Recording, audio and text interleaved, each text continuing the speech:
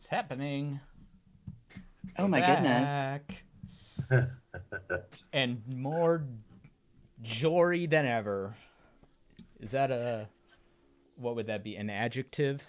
To be very jory? An adjective. Full of jor? Full of jor. Jorrun-ing would be either a verb or a gerund. Be back in the days of jor. Yeah. You and me, Tron, need to have a poetry slam off. You want to consider yourself the king of limericks in the community? That's fine. I'll give it to you. But I'm willing to go full on iambic pentameter. You know, A B C D C. You know, 14 whatever 16 lines, Shakespearean poetry. I'll freaking do. I know Kelp has a great appreciation for Shakespeare and culture, so I think she would enjoy that. See, herein lies the problem. I'm a fucking idiot. That's first and foremost. I'm dumb as shit. But I also kind of hate myself, so I'm 100% in for this. Let's do it. You're talented, man. Everybody pauses when your little quips come in because they know it's going to be funny. There's just something funny about hearing something like poetry recited by the worst like robotic AI voice ever generated. And it always half the time it pauses at the worst and best times, which is great either way. Yes, it's the best part to doing that is trying to make the text-to-speech lady twist the word exactly the way you want her to say it, and it's really difficult. But you gotta spell things out phonetically sometimes. Yeah, I get you. As you can see, viewers live and in the future, I am not alone again. Today, I'm joined by two extra special jorographers. That is not their defining, characteristic, but they do consider themselves experts in the field of jorography. Kelp Pill and the Large Father Tron have come today to share with us their top 15 Jorrun moments of the last 50 years. And allow me to just do some quick shout outs. Honest, who's here nice and early. Hello. Callie Slime Bucket Witch Lady, a show alum. Welcome back. I was hearing you stream Mike Pence's stream about Jorrun and his streams earlier today.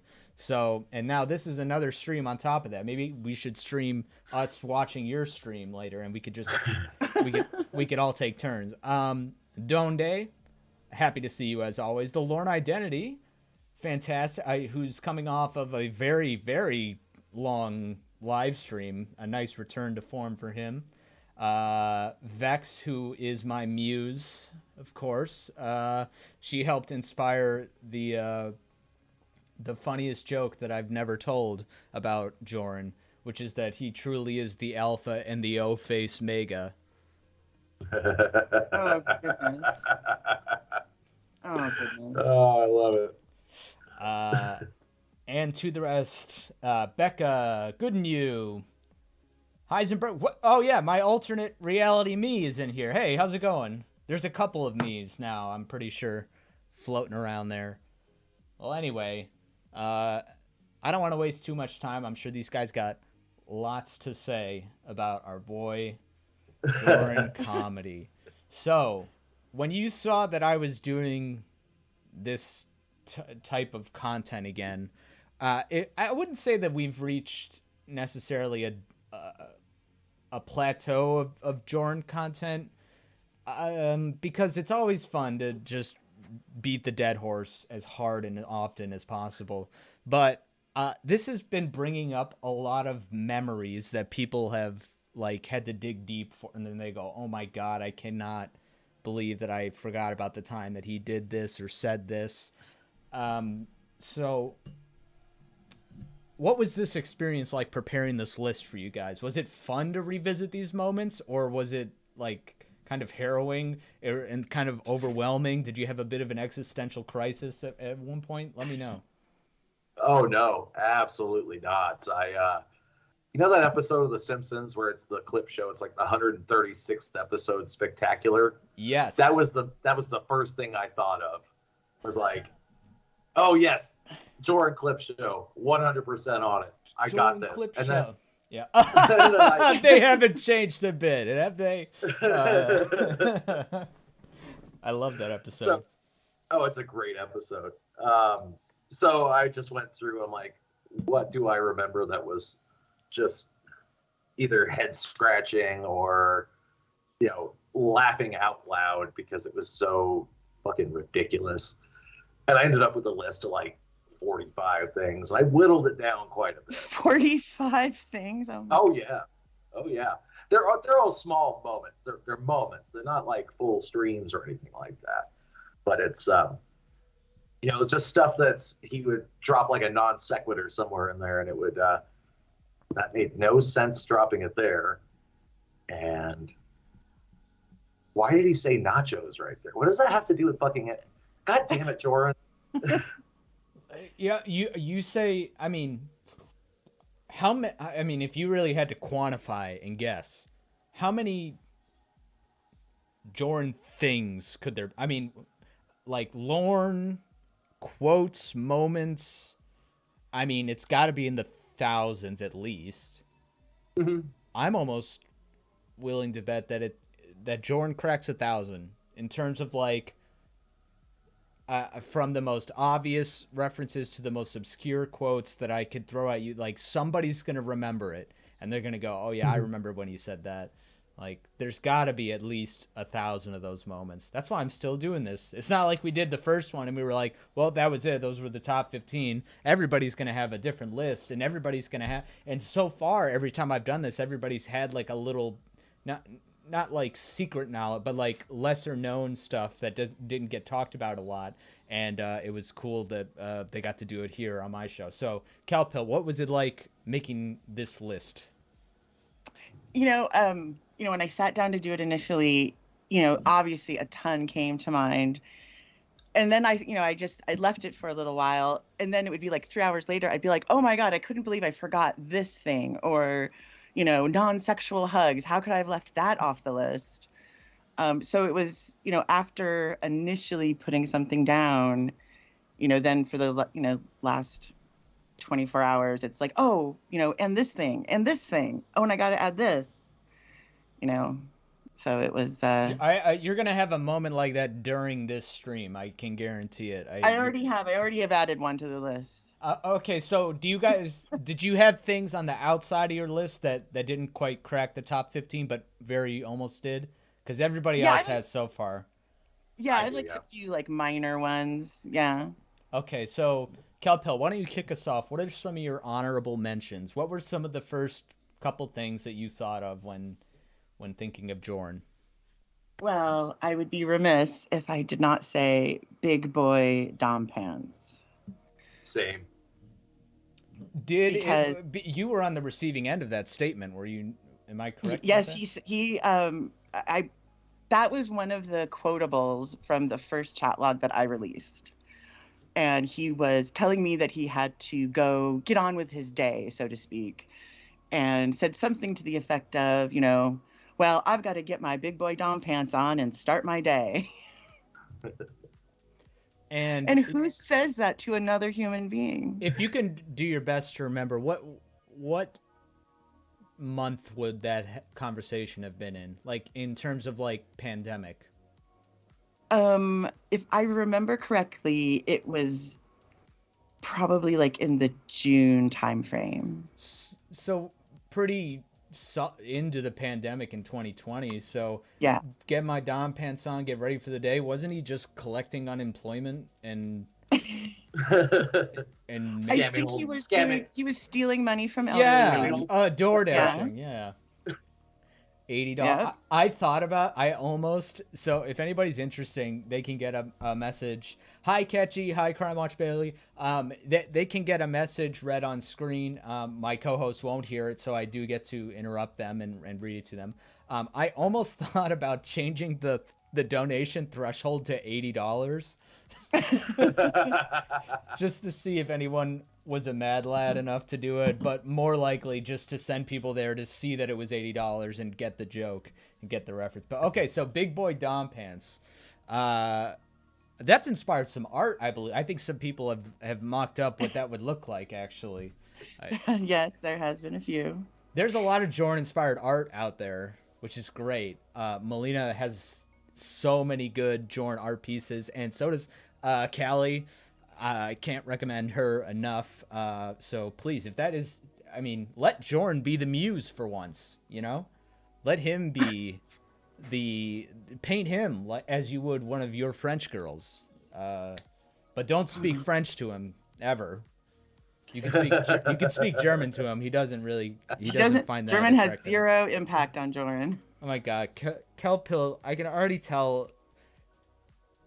When I done these so far, the moments that come to my head are the ones that I remember hearing come out of Jorrun's mouth. But I just thinking about the chat, even the first like chat log video that you and Joey put together and shared. There's already so many like little golden nuggets in there. There's gonna be, tell me, there's at least a couple things on the list from just your private back and forth with him. I mean, yeah, because that's kind of my context for Jorrun is chatting with him. You know, his content, I swear, when he would tell me like, go, you know, listen to this new video, I never did. So I didn't really know his content until after he was out of the community. I would go to his live streams because, you know, I'm trying to get him to do Bunky's rap a cappella. But, you know, I never watched his videos, very rarely. How often did he share media with you that wasn't his own? And what was that kind of stuff? I think you've compiled a playlist or something of the music that you guys have sent back and forth. We would share music. Yeah. Mm-hmm. What was your impression of what he sent you? Was it surprising, or was it pretty much what you would expect, or what? Or did you just not listen to anything he ever sent you? No, I would try because I do like a wide variety of music. But I didn't like most of it. There was one, probably the song I liked the best was actually a musical comedy song called Craig. And I'm trying to remember the comedian who does it. I'd have to check my playlist. But that was the only song that I legitimately really liked. I feel like he would be trying too hard in like trying to. I can tell when people do that when they're trying to like prove that they're into some really cool shit, rather than like I'm much more interested in hearing like the shit that you actually listen to. Like, if it's embarrassed, I don't care. You know, if it's new and if it sounds good, I want to hear it. You know, don't be like, oh, yo, I only listen. You know, I like rap, but I only like, you know, the classic, like, you know, Tupac and Biggie. Like, I don't like any of this new school shit. There's just people that try to be cool by being closed-minded about stuff. Like, oh yeah, I don't like country. I don't like hip hop at all. All of that's garbage. You know, you can only listen to the classics. They're gonna be stuck forever in the past with and they can dance to their shitty music by themselves forever. Whatever. I'd love to hear what I haven't gone through the play. I think you did send me the playlist of songs. I'd love to go through and put myself in the mind of Jorrun for a day. What he would have on his iPod. I just brought it up, and the comedian was Stephen Lynch, who sang Craig, and Craig is Jesus's brother, who's naughty. It's a clever song, but he sent me stuff like the Afghan Wigs, Marvin Gaye, Killa Priest, Biz Marquis, Orville Peck, E.B. King. I mean, some of it was just super obvious, you know, but which artist was the most dominating, did you feel? That gave up the most dom energy? Oh, gosh. Did he ever send you some MC Hammer? He used to wear big dom pants. big boy dom pants. No, never did. Tron, how is your... I'm warming us up with some questions, then we'll get to the list soon, I promise. Tron, what has your experience been like with females in the community? And how has it differed from Jorrun's experience with females in the community? Well, I have an incredibly hot best friend. Her name is Callie Slime Bucket Witch Lady. So shout out to Callie. Yes, my incredibly hot best friend forever. If you go into the community, you know, not looking for, you know, some strange, you go in, hey, these are interesting people and I want to learn more about them. This community is great. It's fantastic. But if you come into it, if you come into it look like it's Tinder, then, you know, you're going to end up like Jorrun. I want to say I think across the board I've been as respectful as possible to every member of the community, regardless of age, race, or gender.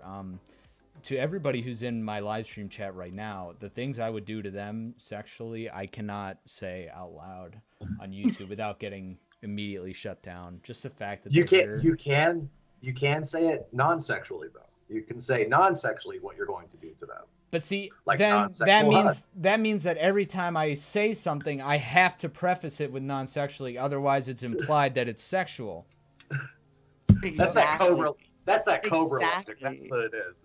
It's King Cobra logic right there. That's if he ever said like hugs in the chat before then it was a sexual hug. But the one other time when he said it wasn't a non-sexual hug, then it was safe. You were safe. That's fine. And that non-sexual hugs was also on my list.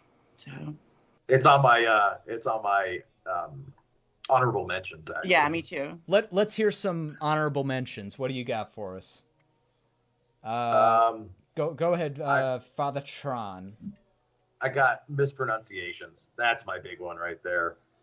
All the words he mispronounces constantly. Words like Google, goggle, which he pronounced the same exact way as Dan Allen. Galoogle, yeah. And no, not Dan Allen. Jim Roush. Jim Roush. Oh God, Pence is gonna kill me for that one. Sorry, Pence. Jim Roush. Don't worry, Mike Pence doesn't watch my channel. He's blocked me. I'm sure. if he shows up, he's gonna get banned anyway. More like Mike Pence has been a great supporter and friend of mine, but I know that like as soon as I put Jorrun in the title, he ain't showing up. He which is ironic because Callie will attest he is the father of Jorography, and we have him to thank. This is all his fault. It's all his fault. It's his cross to bear, being the father of Jorography.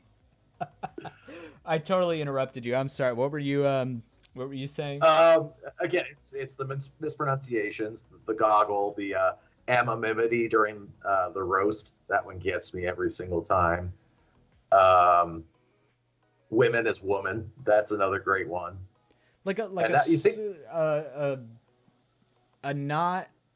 His understanding of grammar and the English language seems less developed tenuous than it best. Should. Yeah. Tenuous at best. But the strange thing is the mispronunciation and things like where he just trips over his own words. I mean, yeah, some of that happened in his live streams, but a lot of it happened in his just regular recorded videos that he went back and edited anyway. So why? Exactly. What is with his refusal? For the sake, if you're such a professional of doing retakes, why he's just fuck it, that's good enough. They know what I said. When I said Galoogle, I said the Galoogle drive, they'll get what I mean. Yeah. the one that always gets me is during the Wes apology calls when he's trying to explain to Wes about reciprocal. Reciprocal. Restatistical. Oh my goodness. my resticles are and they even like arrive at what he was trying to say, and then he still like said it incorrectly again. He just doesn't listen. He doesn't listen. The best part is he's explaining it to Wes like Wes has no idea what he's talking about, even though Wes is far smarter than Jorrun. And Donde's right. He's such a perfectionist. He has these big, grand ideas, and they become too big his head, and he can't do them. So we're only left with, I guess, I don't know what he could cobble together, or what he did deem as perfect, because he's a perfectionist. So everything Jorrun ever made is considered perfect in his eyes. Well, only his performance though. Everybody else was terrible. So perfect that multiple creations of his warranted a director's commentary, which was requested by probably millions of people. They said, yes, we need to know for sure that when you said lol, you were referencing Lauren Armstrong when you were doing that video about Lauren Armstrong, when you called him an ogre. We need to know why you called him an ogre. And as it turns out, as I learned in the director's commentary, it's because Lauren is the villain of the story, actually, which isn't as clearly laid out in the original video. I just can't do it any justice. He does it so well. You know, he has such a way with words. He's so cerebral with his storytelling. That's what it is. I had no idea Lauren was the villain until the end, apparently. I wish we could have pushed and twisted a little bit more to get a director's commentary of one of his director's commentary videos. I think we could have done it. If Wes had just not said it wouldn't be a troll, we'd still have plenty of director's commentary. What the hell, Wes? Why was he lying to Jorrun like that? God. I mean, yeah, like Twitter is like 50% horny chicks just trying to show off their titties, and 50% trolls. So it's a crapshoot. You don't know what you're gonna get. I mean, I am sending pictures of my breats to people on Twitter at least 10 times a day. I mean, it's compulsory. Yeah, but you're at least doing it through a filter. You're saying, okay, do they have more than 150 subscribers? Yes. Okay, then they get the breats. Then, yeah, okay. I mean, I'm following the rules, of course. Yeah, that's in the terms and conditions when you sign up for Twitter. If you're female, yes, I know. And to the point, I mean, you're exactly right, because Kelp's over there sending her breats to everybody, and I'm a troll, so that's why I'm not allowed on Twitter anymore. You're not allowed on Quora, Tron. I mean, come on. I don't think I've ever been banned from a website before. He said before his channel got copy struck to shit. Fuck, what else is on the honorable mention list? Kelp, after you. Okay, so I have a few here. Where did it go? Oh, there it is. I have angry walks, because angry walks. Not to be confused with the walk, as in W-O-K. There's no, that's different. That's a different thing. This is the angry. What is an angry walk? Well, apparently it's what he did after, I didn't show up for his little reading. He had to go for an angry walk to calm down. I'll say this. Kelp was invited to this stream a few days ago. I haven't really followed up with her since then. I called her a half an hour before we started, and she answered and made the time to be there. So I think Kelp values my time a little bit more than Jorrun's. Man, that must be nice. I try to call her, and she calls me back 3 months later and says, "Oh, sorry, I was busy recording something." See, you probably weren't clear. You have to be clear. Yeah. If you're not clear with Kelp, then forget about it. She's never gonna show up. Kelp doesn't like ambiguity. So an angry walk, yeah. Was that? Did he actually say that? He was angry and he went on a walk, and we called it an angry walk. He didn't call it an angry walk. He used walk and angry in the same sense. I don't know if I'd have to go back to the Like chat. I was angry, so I took a something- walk or something. Yeah, I believe that's what it was. I was so angry, I have to go for a walk right now. And he was angry Something at along you. those lines. But see, I in my brain, because I'm a weirdo, I tie that to what the skip tracer uncovered about him. Oh yes. And that police report that people actually called the police on him because he was walking around late at night looking weird. And the police actually approached him and said, "What are you doing?" I think he goes on walks a lot. You think he has like I think he's a peeping disorder? Tom. Oh, that too. but I think he's a peeper. The way he casually told people, like, "Oh yeah, I stay up till like 4 a.m. every day." I know. I mean, a lot of us, when there were a lot of people who were on break, because of COVID. They got 2 weeks off from work or whatever. So there was a lot of people, staying up later than they normally did. I didn't see it as abnormal because I have some insomniac qualities. So I don't know if that's a normal Jorrun. It was definitely Jorrun during the first few months of the pandemic, as he was staying up till sunrise. As his Discord and Skype messages will indicate. Oh yeah. That whole conversation with Wes, where he's like pulling up conversations that happen at like 1 a.m., 3 a.m. Like, oh Jesus Christ, man. Oh yeah, and there's a lot of times where he ends the conversation like, "The sun is coming up, like I gotta go to bed," or something. And you got to remember with those, he's talking to Wes, who's on the West Coast, and he's on the East Coast, so it's not really that late for Wes. Pulling an all-nighter was a cool accomplishment for me and my middle school friends, and then after that, when you reach mature adulthood, you're like, "Oh my God. If I play my cards exactly right, I think I can get to bed by 9. Like, oh my God. Like, so I think he's like cycling back, doing his little midlife crisis, sort of like, yeah, all hours, baby. When you're a rock star, when you're a performer, you got to be prepared to do these long nights, these late hours. Or he could have just totally thrown off his circadian rhythm and just never bothered to fix it. That's it. Is way hotter Oh, than who? incoming. Not me. Fuck that. Hey, there he is. Hey, there he is. Abuse with my favorite non-Jorrun meme. Hey, there he is. I love that. I say that to people and they don't understand what it is, but that's okay. They don't need to. Hey. Is there anything else not on the official list? I have 2 more. Please, go ahead. By all means. I only got 1 more. So The fact that he came up with epithets for every woman in the community that he referenced. So it was never just Kelp Pill. It was Madam Kelp Pill, or Sexy Voice Kelp Pill, or the Black Chick from Cali, or Chocolate Thunder, which is such a weird name.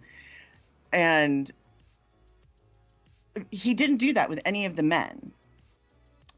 Every woman had. If I were to an do epithet of some that, sort. it would be towards the woman that I was pursuing. To be Well, a he was little pursuing fun, a a little lot. flirty, to have like a little inside humor. But you're right. There wasn't a single woman who didn't have like some little cute pet name that he came up with. It does. He'd read people's names and be like, "Well, I'm not gonna call you that. I'm gonna call you the so and so. Like, I don't want to read your name." Yeah. He would actually do that. Yeah. Yeah. You'd be like, I don't know. Yeah. So I don't know if he was trying to be cute all the time, or he was just like, I'm not reading that fucking name. I half the names that show up. Noxious Butt Spray. I'm not reading that. What's going on, Noxious Butt Spray? And that's what's up, Noxious Butt Spray. Joey's Just TCAT living life, channel. buddy. A circle of protection around Noxious Butt Spray. And then Yeah, go ahead. Oh, I was just going to do my last one. Do it. Is that he wrote with a ballpoint pen on his penis. Because, okay, there's the instant comedy of that, right? But think about what that means. First of all, it means That he he's has no never tried to markers. write anything on his skin before. Never, ever, because you would know that a ballpoint pen would not work. And it also means he doesn't understand of the physics of how ballpoint pens work, because you need friction. But anyway, that's besides the point. So he's never... He's just very inexperienced, I think, is what that whole situation just implies. Yeah, unlike He's me and inexperienced Tron to have you. tons of experience writing on our penises. Oh, absolutely. I, Absolutely. I've learned to use Crayola washable marker now. I mean, it's... Well, just with the whole dick pic request. Like, he handled that so terribly. if and he then really, apologize afterwards. if he really Apologize wanted to get artsy with it, what he should have done was bought a ton of clay and made a cast mold of his peen and He made a little engraved claymation stop motion short of it. And I've got a fucking dent in my dick, and it's like a little penis version of him. See, that would have been points for originality for me. If somebody said if somebody was trying to just go through the motions and be like, all right, this is the time for sexting. It's like, all right, yeah, let me see that dick. Be like, no, I'm gonna send you my dick. You go, what? And 3 days later, through priority shipping, you get a perfectly molded, accurate, life-sized clay, multicolored version with your name written on it. Dude, I don't know how you're molded sending his your penis. clay dicks. I don't know how you're sending your clay dicks to people, but every time I send one, it shows up broken. So Aww. it's that damn USPS again. Well, of course, it's gonna show up broken if it comes out broken. Oh, there's my problem, I guess. Ouch. All right, what's your that's a good one. God, it makes me wince. It didn't even have to. Okay, it did. Of course, the penis part is funny, but the like visible like skin agitation, is painful to even imagine, and to hit send. And he thought this is okay to send to another human being. Not only that, but immediately afterwards to say, sorry. Yeah. It's like, well, all's forgiven then, Okay, that's fine. That could have seriously like. Did people ever like when they were in like middle school and high school be like, don't write on your skin, dude, you can get like ink poisoning or something like that? Like, okay, no, that a little bit here, that's nothing, but adding a lot of ink to your bloodstream by cutting into it, especially in an organ that is pumping a lot of blood when you're in the mood, that sounds like that could have actually genuinely been dangerous. So kids, stick to the washable Crayola, Felt tip pen. yeah, Felt tip. markers. Yeah, stay to the soft shit. Large Father Tron, do you have one more honorable mention? So I had three, but we've already touched on two of them, which was the big boy Dom pants, obviously, and the scarification of his own dick with a Bic pen. And then the last one to me that really just it's a head scratcher to me is bragging about the Streamzilla that he begged to be on, basically. That it just puzzles the shit out of me. He asked Clobber to be on the Streamzilla, and then he acted like he was doing Clobber a favor for showing up on that thing. That gets me every time. I don't know why. Well, he was very upset that he felt like he was in a place in the community where he felt he should be asked to be on anything that had a group of participants. And it baffled him why he wasn't being invited.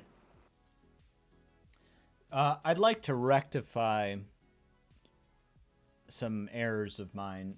Jorrun, if you're out there and you find this, if you want to come back and do your top 15 moments, I'm open. Please for do. it. Please. Send me a message. Free. I will make it happen. I will donate to that stream. I will treat it as serious as a heart attack. I will not troll. I fully welcome the opportunity to hear from you. I just want to know you're doing okay. Could you imagine if you heard from him today and he goes, you know what? I confronted a lot of my demons. I've been going to therapy, seeking mental health. I've got some, medication to treat this depression I've been feeling, and it made a world of difference. And I've just, I've stopped performing live, and I've just put my heart into my work and became a better he didn't do any of that. He didn't. He did more of this. The four Jorruns. That's all he ever did.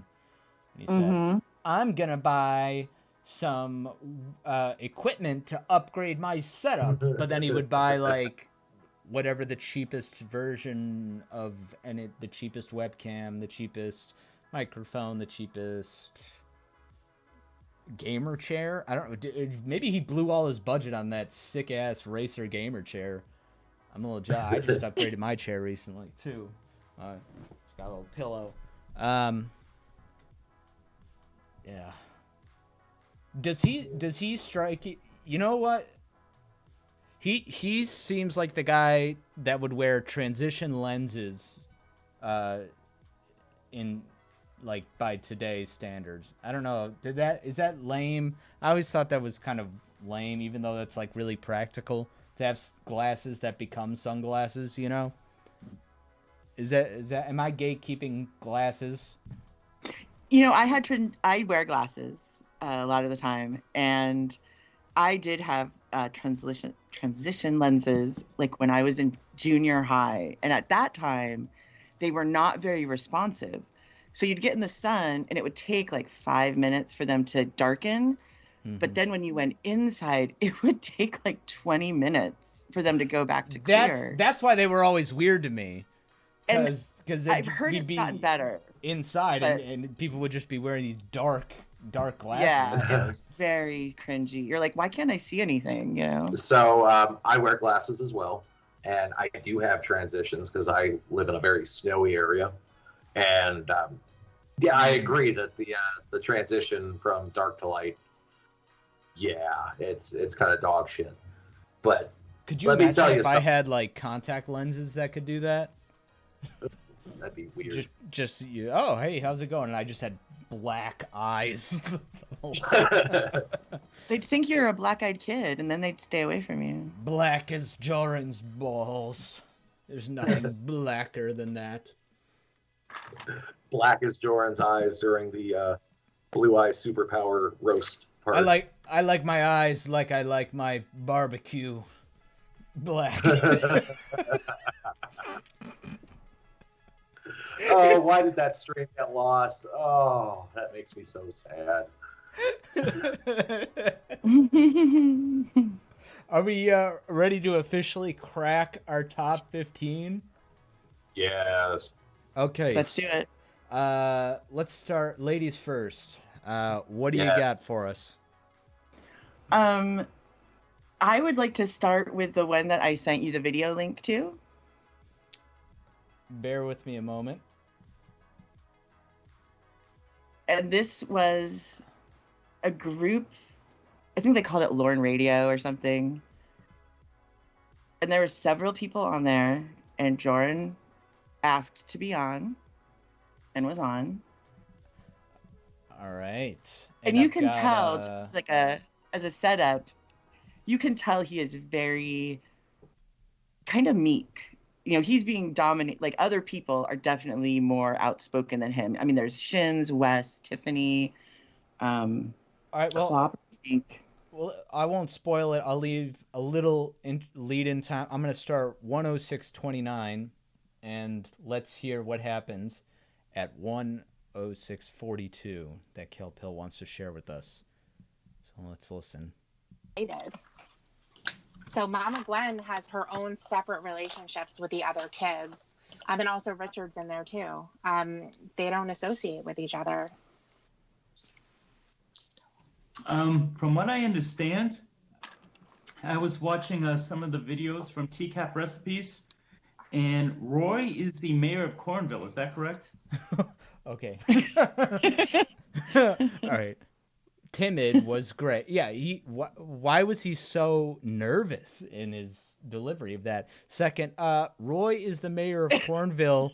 That was delivered without a hint of sarcasm, right? Like he was like He honestly believed fact that. checking. Yeah.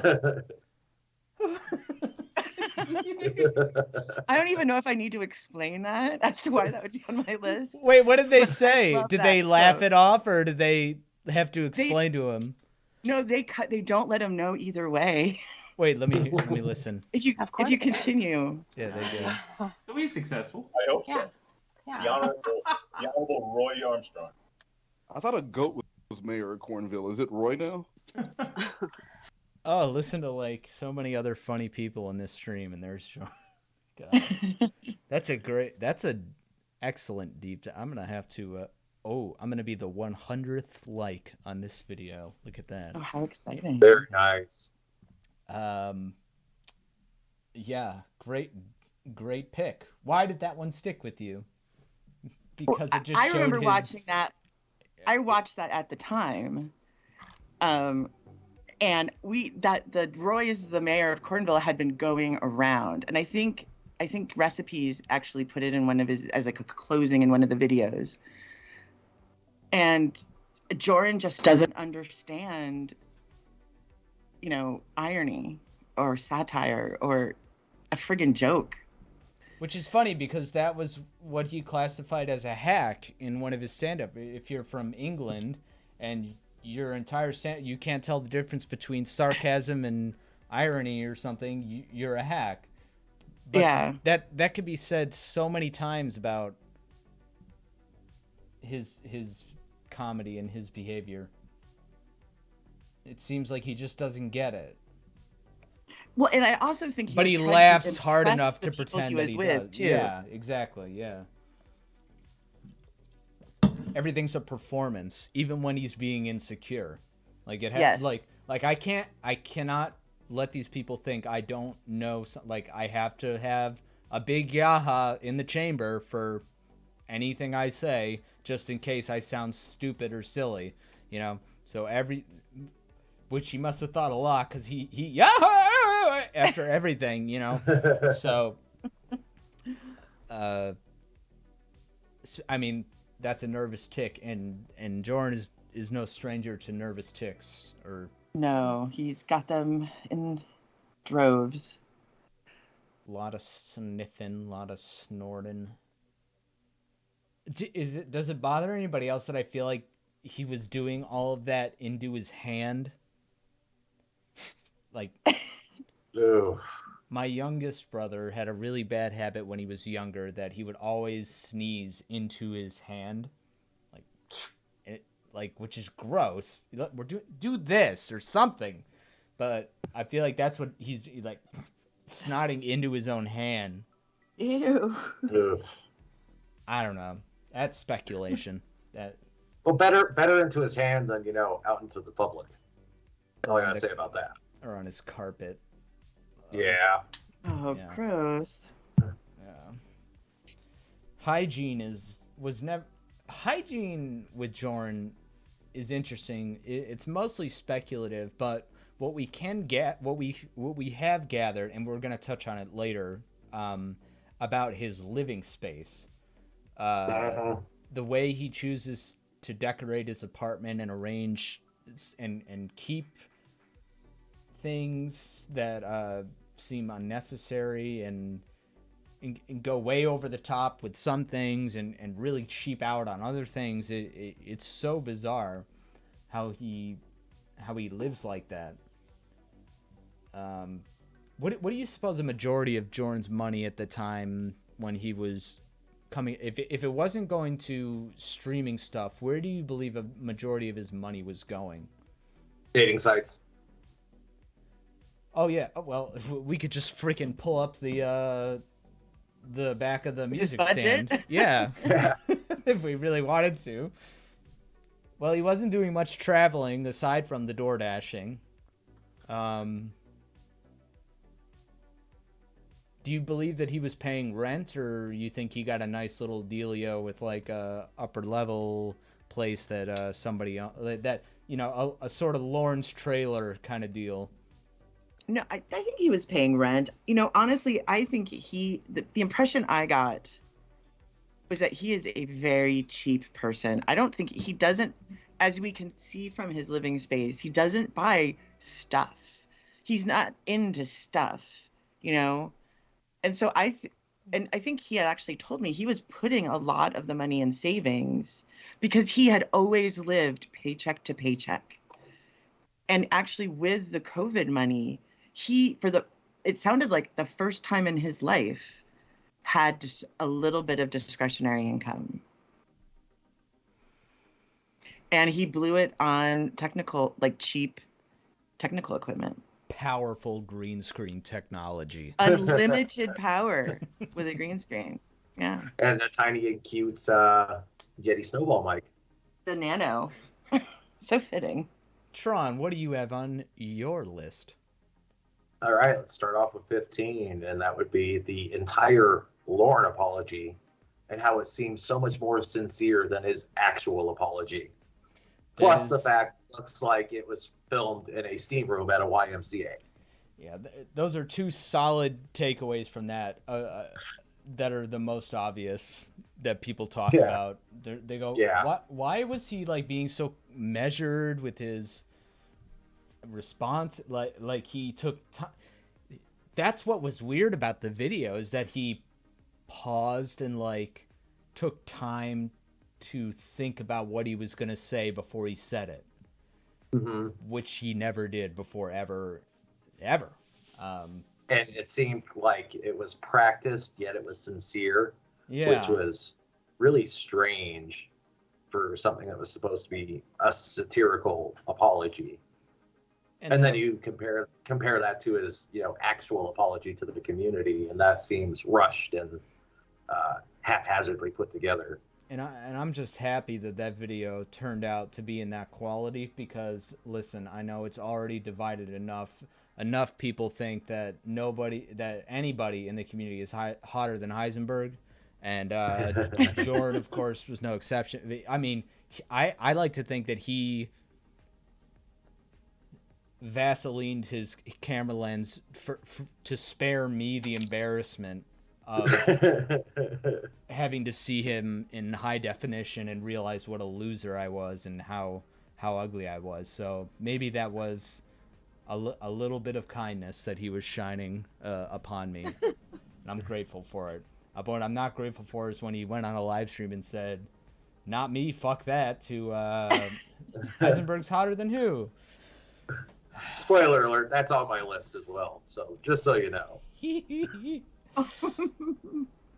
I could talk about that moment, but and everybody thinks I'm crazy for thinking that he really didn't mean for it to come off as mean as it did, but everyone's like, no, he definitely knew what he was saying.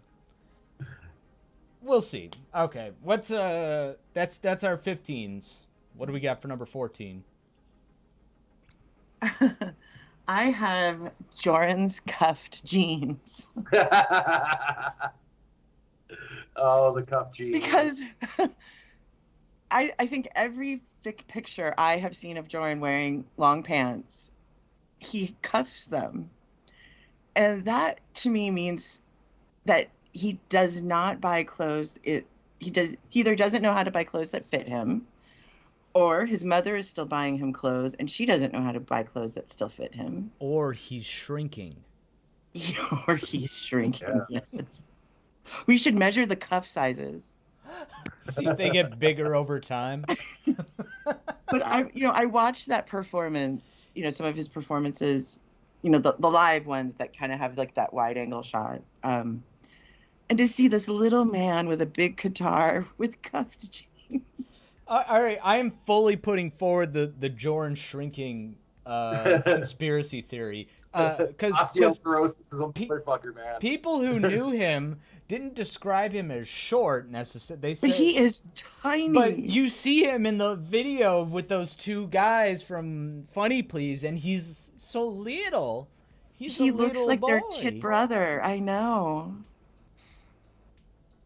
He shrank. That was the part of the brain that was supposed to develop the growing, was where he was dropped on his head as a baby, and he just looked like and he just enlarged as a baby for 50 years.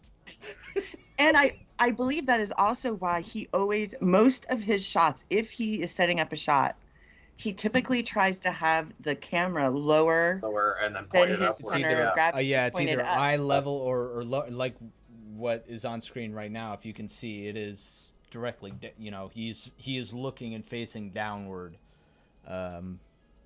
Yes. But yeah, well, that's just smart. I don't know if he was really that smart about it, but that's how you're supposed to frame it, Unfortunately, Jorrun never really got much else right about cinematography and rule of thirds and basic photography 101, type of stuff. Nothing was ever centered. Everything was always blurry. Some things were out of sync. He's ugly. That didn't help anything. Does that sound conceited? Does that sound like I'm full of myself? Is it? I make this look good. All right, what's so the cuffed jeans. To the cuffed jeans. May we all be so fortunate one day to own a pair of cuffed jeans like that. And you're gonna be wading through 6 inches of snow one day, and your ankles are gonna have just a little bit of extra protection because of how rolled up those jeans are, and you're gonna be grateful. You're gonna thank Jorrun for that. Indeed. Fashion tips with Jorrun. And I'm going to step away for just a second. I need to refill my alcoholic beverage. Outstanding. I suggest everyone do the same. Yes. In the meantime, Tron, now that it's just the guys, it's just just the guys here. It's just the boys, it's just the bros. Let's talk about what sensitive artists we are. Okay. See, I'm the stereotypical sensitive artist. Really? Somebody says something mean to me, and it cuts me deep. It hurts me. Also, it's gonna come out. I'm kinky. Okay. Yeah. Are you a dom? Seems like he knew what kinky meant then, but when mini syllables asks him what to define the kink, he goes, "What? What is that? I don't know. What are you talking about?" What is kinky? Okay, God. hello. I think you got us. Did you do your 14 yet? I can do my 14 right now. We actually talked about this a little bit earlier, and that was the jump cut from "Ember is perfect to me" to "Is that racist?" during the roast, and the missing quote-unquote joke that was in there. Hashtag release the Jorrun cut. Hashtag what's the joke? What if it was actually funny? What if it was like genuinely like the funniest bit in the whole thing, but for some reason he's like, I don't like how I look in this shot, and he cut it or something. See, I have a feeling that he actually showed the pre-cut roast to somebody, and they're like, yeah, dude, that's pretty fucking racist. That's my theory about it. I mean, this is the guy who was going to go as Jules Winfield to Comic-Con. So he was going to get himself a Jerry curl wig. And I think he'll still do it. I think I'm 100% for it. I think he should. I think we should get the pictures up too. Do you think Jorrun did he Kelp pill if you're back? I don't know if you are. I am just back now. As somebody who communicated with him a fair bit, did he ever bring up involvement in live action role playing or Renaissance fairs type of thing? Did he ever talk about that? Because I feel like he would love Renaissance fairs, like the SCA, like that type of thing, where he could like historically like call women wenches and order around the lower class of people. I feel Well, like you know, I love that. The people who do like, you know, redo the battles and get dressed up, you know, like Ren Fair people, I guess. Mm-hmm. You know, there is a subset of them that do Asia. You know, that do the Sultan and the harem and, you know, the But Kelp, assassins. he can't do Asia because Asian women don't like him for some reason. Oh, that's true. That's true. Maybe he got kicked out. I don't know. That's No, he probably never what- mentioned. He said he dated a hippie once. That was who liked Ren Fairs. That was like the closest he got. That he told me. But he was probably like, "Can I be the king?" And she's like, "No, that's not really how these work." Like I don't like it. Well, I'm not gonna do it then. If I can't be the king, I'm not gonna do it then. Yeah, exactly. I need to be the master. Mm-hmm. So yes, what was cut? That is the question. What was cut? And like I said, I think that he showed the entire unedited roast to somebody, and they told him, "Yes, that is very racist. Cut that out of there." So I want to know what the joke was. I will say this: he never showed me a rough version of anything Him in a to get my costume opinion. or Now, I am anything. just a silly sub girl, so maybe he didn't think my opinion was worth much, but Oh, he we know never. that. We know that to be true. So. Wes seems to confirm that he's into the Ren life. I've personally never been to one, honestly. I don't know how it works. Am I allowed to bring a real gun as a time traveler? Calm down there, Dale Gribble. Exactly. It says period costume. The future is a period. I must want my return to my boomstick. own time. Please take me with you. Oh yeah. Number 13 on Burger King Kelpill's list. I've done that every time. You're the first person to know what that is from. I would have to, let's see. I'm going to go with Jorrun's bedroom. And I sent you a God. picture that he sent me of his comforter. I got it. Yeah. Oh God, the harem room. But it wasn't. This isn't his. This is No. like the stock footage, or Yes. you know. That is not his bed. It is just a picture of a comforter. But that is the picture of the comforter he bought, correct? Yes. Now, see, did he say he bought the gold one? That's yeah, the question. Did he had buy a variety, but I'd have to go back. I think he said it was the gold one. Yeah. Yeah, I've seen his bedroom before, and it looks horribly depressing. But I do remember the comforter being shiny, and I remember it being gold. And you can tell that is that cheap polyester with that satin sheen on it that pulls on your skin. Yes. Like, it's ugh. But he went into such great detail. He is so proud. He thinks he has the most romantic alpha stud bedroom out there.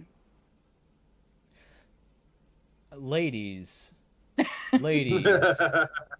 can I get some? All the women out there. Yeah, All the ladies. women.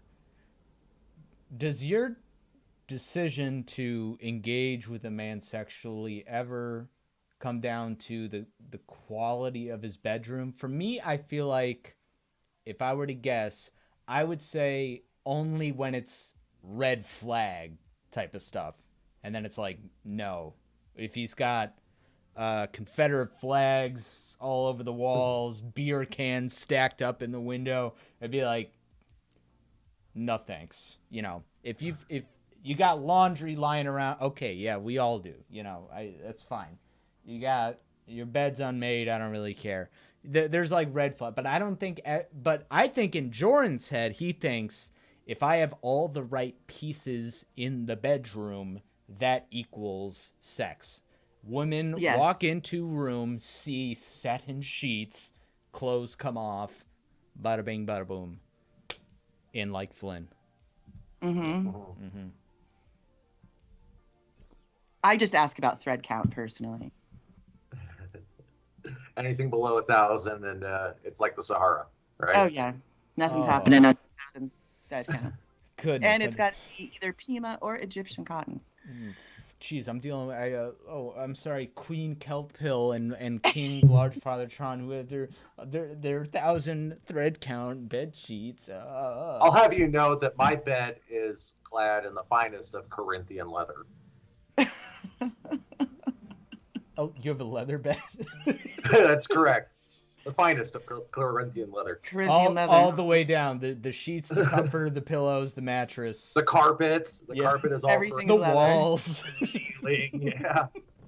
The lampshades are all Corinthian leather.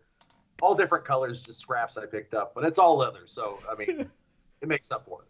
Heisenberg is way hotter than who? Oh, incoming. Not me. Fuck that.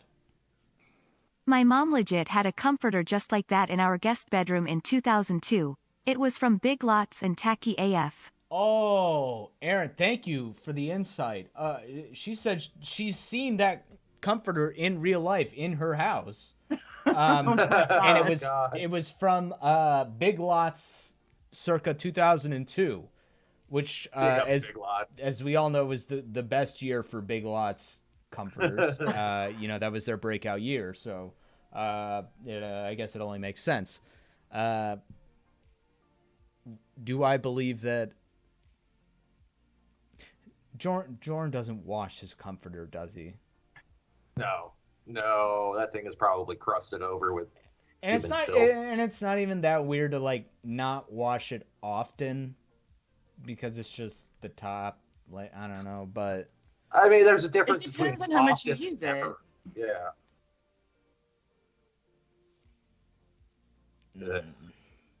That thing probably stinks. yeah, he doesn't have any pets either, though. Too. I actually give him credit for that because I honestly don't think he would take care of a pet, and I think he knows that about himself because he knows he's cheap. Yeah. I actually give him credit for not getting a pet because he knows that pets are, quote unquote, chick magnets. So I bet he's been conflicted about getting a pet. She said pets are quote unquote chick magnets. Oh, I'm writing it down right now. Hello, Oh, Harriet. cancel Kelp Pill. No, I was trying to call Harriet into the shot, but I don't know where she Oh, is. so. Harriet. Oh, Harriet. She usually waits all day for me to go live and gets up in my face. That's why I wore my cat shirt today, in anticipation. She'll meander on in here eventually. He probably would, Joey, make his cat do weird genie shit. That's weird. Well, regardless, the pet would just anything that would share a living space with Jorrun would have to be subjected to whatever Jorrun does, and that's a fate worse than death, I feel. Correct. What? I mean, we know what Jorrun does when the camera is on, and that's disturbing enough. Who knows? Maybe the camera shuts off and he goes and he volunteers at the homeless shelter and is a fantastic stand-up guy. I'm not here to defame anybody. I'm not here to speculate. Oh, I'm here to speculate, and I'm speculating that is not the case. You can't defame somebody who's not famous. It's Fine. in my the name. in my opinion. Yeah. My opinion. No, I'm agreeing with you. I'm saying, like, there's no stakes here. Yeah, he's got no case. If anything, all we're doing is keeping his name and career alive. It was his decision to end his comedy career. We're egging it on. So if he ever does make a comeback, I think it's because of us. We kept the name alive. We're here. We are here to help you, Jorrun. We're here to help you. Help you remember all the fucked up things you did. And to come back. We want you to come back. Please. We really come back. do. Please come back. I do genuinely believe that most people in the community, if they had the chance to have a conversation with Jorrun, would do so with sincerity and a willingness to at least, even if out of just morbid curiosity, see what's up. And if the vibe was nothing has changed and he's learned nothing, then yes, eventually everyone would just start fucking with him again. But I think people would be open to hearing his... He never ever really laid his cards all out on the table. You know, he was always holding stuff back. He always had to have stuff pulled out of him.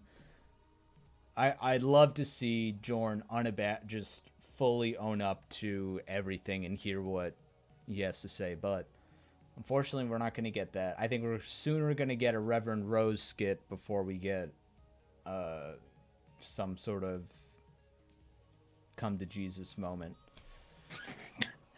I think deep down Jorrun does not like himself, and I think that is why he puts on a lot of the airs. Nobody who doesn't like themselves does not put themselves on the internet that much. Yeah, he was looking for validation. That's what it was. He was looking but see, for he's validation. also looking for a partner. See, even if at the time I was planning this Beards for Kids skit, and I thought it was the funniest thing, and I had a great co-host, and we filmed it, and if I didn't think it was good, I know enough to not embarrass myself by not posting this. You know, I would not post it. Right. Not all right. You know, I think what you're saying is actually right, and I'm confusing it with not liking oneself versus shame, which I believe he has no shame. He has no shame. No, No shame. Or capability of self-introspection. But I think rather than not liking himself, he feels like he has all the he's playing 3D chess. He's ahead of everyone. He knows what he has to do in order to be successful. And he's just frustrated that it's taking so long and that he's been unsuccessful. And that he's more frustrated at time, which has been the greater enemy to Jorrun than anything else. Right. Because now he is old. He's read his books on alphas and whatever, and pickup artist stuff, and how to be a great man or how to pick up women. And he has a list in his head of all the stuff that are the requirements, you know, and in his mind, he has checked every single one of those boxes and is probably genuinely confused why women don't like him. If you go to a casino and you feed enough money into a slot machine, eventually it will hit the jackpot. But you only have so much money, you know? Mm-hmm. You're going to feed into it. Someday it's going to pay off. It's going to pay. I know there's other ways I could go about this, but I'd rather do it my way, you know? Oh, there's Harriet. Hello. She's just hanging out. Hey, Harriet. She'll hop up here. Hey, what are you doing? Come over here. People want to see you. Well, Loki Cat is sitting next to me right now. And where is Miss Mao right now? Mao's on her bed sleeping, of course. Cat check. Cat check. Hop up. Come on up. Yeah. Yeah, there we go. There she is. Chick That's magnet. what the good people paid. That's what the good people paid money for right there. I'm going to feed you today now because you made your appearance willingly. It's a good girl. She's been stinking lately. I don't know why. Like, why does my cat stink? Like her head stinks. What have you been putting your head in, girl?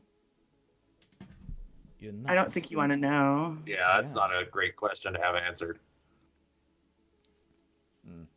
Anyway, number 12? My number 13. Okay, go. Number 12, or as I like to say, my number 13. Yeah. My number 13, yes. It's the first of two 3-word memories of mine. And this one will be, am I clear? I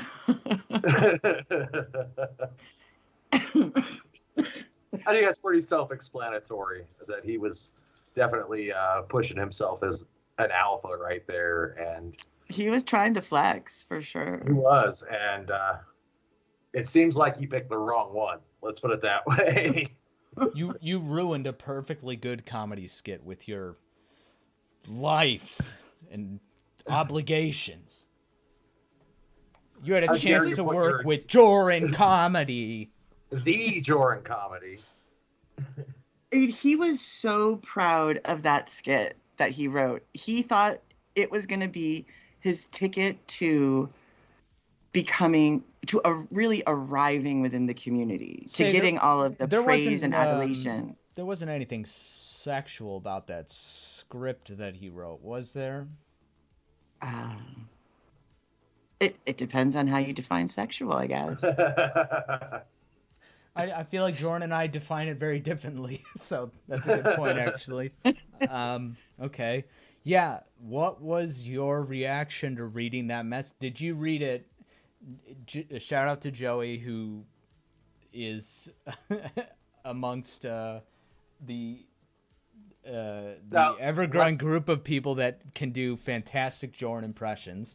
The way he delivered it with that "am I clear?" Like, you know, some things get lost in translation. They get lost through text, but I feel like he nailed the exact tone that he was. Because it was all in trying to caps in the chat log. It's all in caps.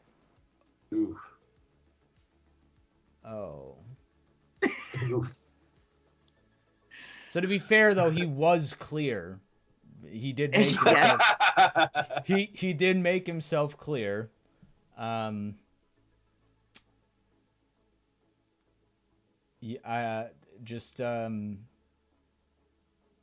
Disrespectful. He felt disrespected, and he felt like I was blowing him off. You know. Don't respond to disrespect with disrespect. If you feel like someone's giving you the runaround or wasting your time, move on. Yeah. But he never once checked in on me. So it goes 5 days. The chat log does go 5 days without any interaction. So it's not like, hey, Kelp Hill, it's time to do the reading. Are you available still? You were on Now retainer. I know that this one is also on your list as well, Kelp. So I'm not going to go. This is actually in my top 3 because of the personal nature. Okay. So I'm not going to go too much further in depth into it because I do know that one has a lot of crossover. I don't mind talking about it now. I mean, that was my chat with Jorrun. A lot of people are like, was it a catfish? Was it, and it really wasn't. I never intended to make my chat log with Jorrun public. I saw Jorrun as a goofy guy from day one, the way he behaved, mostly from the way he behaved in streams. When I tell you I watched very little of his content before he was exposed, I honestly did not watch anything that he did. None of his music. I think Bunky's rap, and he, and I legitimately like Bunky's rap. But so when he said that to me, I was like, this is just a waste of my time. Like, there's waste no of your time. Poor Jorrun's there standing out in the freezing cold of the recording studio. Wait, just 5 more minutes. Kelp Hill will be here. She said she would be here. Angrily pacing back and forth, just pissed off. Got one of those old-timey stopwatches in his hand. He keeps pulling out. Oh my goodness. Stopping every my couple heavens. of seconds to smoke some CBD and do some stuff. Actual steam coming out of his ears. And while it wasn't like a proper planned catfish, I think it's pretty obvious that there's a lot of my questions and my reactions. I'm fucking with him. I'm trying to get more information out of him. Joey, don't even look. That's a different one. I'm not to that one yet. Just because Kelp is a fake person doesn't mean that the chat was fake. The chat was real. Kelp is just Kelp is just an artificial intelligence that we crafted. Yeah, I'm the one who doesn't exist. Yeah. But when just to go back to Tron's original one, so when he said, "Am I clear?" I did have my moment of, do I even want to communicate with this person anymore? And that came after how many months of genuine conversation? Almost Goodwill. 2 months. It was at the end of May. It was like 7 weeks of talking to him. I just don't understand such a harsh take and turn to decide to... Well, everyone else he's worked with has been the utmost professional, With the exception of clobbering time for all the many syllables he dropped, of course. Well, Very he did have to give up unprofessional. a little direction, yes. Mhm. But ultimately, because I think I end that chat as we're going to sleep on it. And that's what I said. And we came back the next day and we had a phone call, which I didn't even think about recording at the time.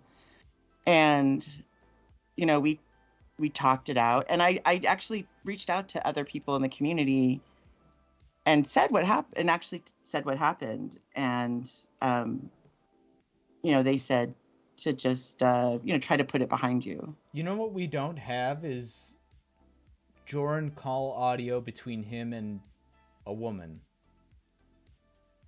How did he speak to you as compared to how he spoke to Wes? Was it about this, or even in his video, did he still do the nervous ticks and sounds sometimes? Yes.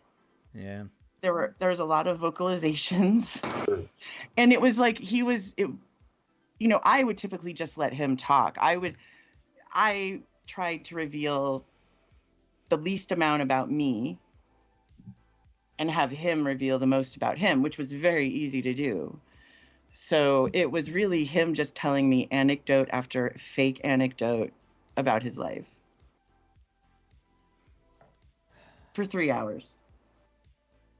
But you said you weren't going to call for 3 hours.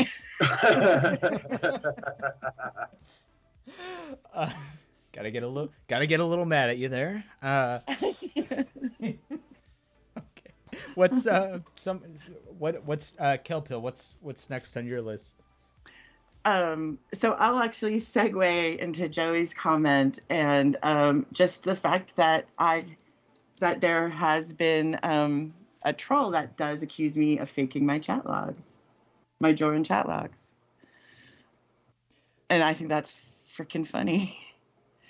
I find your chat logs to be unbelievable in the sense that it's sad to believe that I live in a world where that man exists and he talks like that, but I've come to accept it. What I don't understand is why would anyone choose to write a fake conversation to that extent about like the worst person they know. And to keep it going. I mean, I talked to him for like 4 months and we're not done. I mean, there'll be more chat logs. And it's not all embarrassing shit either. It's just a lot of it is just regular back and forth conversation. It's like, a feeler, check-in, hello, genie and I leave shit, all this stuff in shit, that, yeah. Yeah. I mean, and I leave a lot of the stuff in about me, that's not, some of it's a little embarrassing, but I feel like I'm airing all his embarrassing laundry. I guess I should air mine too. It's more than fair. So I have no way of verifying if Kelp Hill. Well, I have an idea about that. And it goes to when Honest read her chat log on Faber's stream. That's true. You can hear a lot of the similarities in the conversation coming from Jorrun's side. Unless, of course, Kelp and Honest are in cahoots. Well, that's right. Honest and Kelp both need to turn their hard drives over to me, so I can verify that. Give me their passwords and things like that, and I'll report back to you. But I guess until then, we can just assume that they're real. So. Well, in the last, not the last reading, but the reading before last, I did, as a response to this entity, I did include the chat scrolls with our reading. And I usually didn't do that because no one cares. And it just takes more time. And so if you don't, I know when other people stream the chat, they don't usually show it. But if you actually go to my channel and bring up the second to the last one that I've uploaded, you'll see the chat log, a scroll with it. So it's real. There is a person who actually says all those things to another human being. What a time to be alive. That's right. All right, what's next? All right, so this one's a personal favorite of mine. It just it gives me a chuckle every time I hear it. This is number 12, by the way. During the Wes Jorrun pre-apology calls, Wes cuts Jorrun off with, "Let me interrupt you for a second, because I just did." That gets me every time. He just out-alphaed him automatically right there. And without really even trying. Without even trying. And it just shows who really was the more dominant person in that entire relationship. And big ups to Wes for that, because that's, like I said, it gets me every time. I laugh audibly every time I hear him say that. See, I don't remember which call it's in, but it's when he, maybe a few minutes earlier, he's mentioning Chris Hanson and, and how you're acting like the people who Chris Hanson would, talk to, in a sting. And then he gets a phone call and he never comes out as Chris Hanson, but you can tell from all the context clues that he's presumably talking to Chris Hanson about Jorrun. About Jorrun making an expose. And I always wonder, like, did Jorrun even hear it, or was he so wrapped up in his own thing? Yeah. That he didn't even hear it and get even more concerned, because he doesn't really react to it, Oh, he knows enough to be respectful and not inquire about Wes's personal calls, but his personal finances and names and identities and tied to his PayPal account, that he's just curious about and he has to know. Ugh. And everyone in the community, for that matter, that ever donated to him. God, I hope that's that dark side Phil shit right there. That's disgusting. Yep. Don't know what he really wished to accomplish from gaining that knowledge. Like I said, he gained first and last names like Infinity Stones, so he could become, Thanos. So he could cricket snap the community. Cricket snap them. Thank you. That's great. Who was that? Tron that just went then? Yep. Yes. Right. Next for me would be, and I think he's done this in just about every chat that we've seen, stage directions. Ooh, yeah. I think there's a subreddit called Creepy Asterisks. Oh, really? Well, he would be a star in that, because, blows a kiss down the spout of your bottle. I want you to wear your best dress. Mm-hmm. Kisses your hand. That's his true calling, is to be a screenwriter, of course. Writing screen It's so direction. cringy. Oh. Yeah, no, yeah, definitely Creepy Asterisk is exactly that.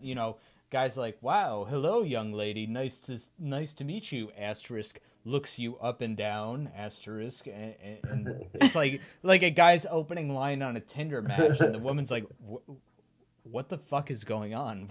What is this? Tips fedora seductively. Yeah. Scratches neck beard. Brandishes katana to show. Teleports behind you. Sprays axe so you know where I am. Oh, the master of visualization. Why did he feel like we couldn't understand his Dan Allen references when he's so good with words and so good at impressions? We didn't need to see the hand gestures. Asterisk does the hand gesture. Yes. I'm just curious. Asterisk is curious. Asterisk. We've actually started up a new game in relation to Jorrun and TCAP, where we take Predator quotes and we just sort of tweak them so they mean the same thing, but they're completely different. Like, so for Dan Allen, it's it was just curiosity and stuff like that. Or how he would always get things just a little bit wrong. Yeah, just a little bit off. I mean, so you'd know what he's talking about, but they were wrong. And then, of course, Mike Shin. So I was on. I just came to get a meal. I just came because there was food here. Yeah. Your directions are good. Are you having exciting feelings of anticipation about touching my genitals? That classic Lorne quote. Oh, classic Lorne. Yeah. Doctor is Viscount Vagina ready for Dr. Dick?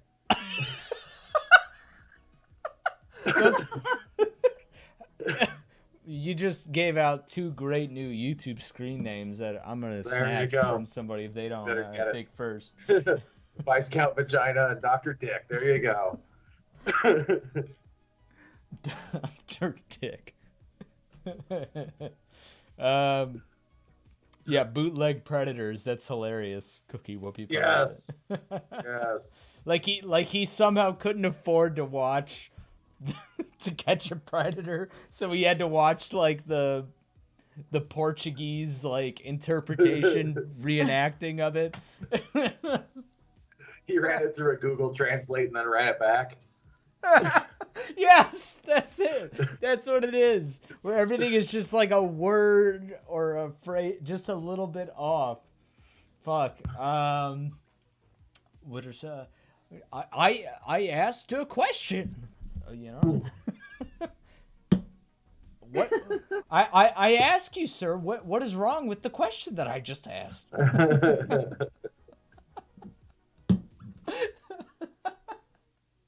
But we need dude, like a top. Go ahead. Like dude to dude, we all have our fetishes. Yeah. We all have our kinks. Yeah, we all have our kinks. That's what it is. Dude to dude, we all have our kinks.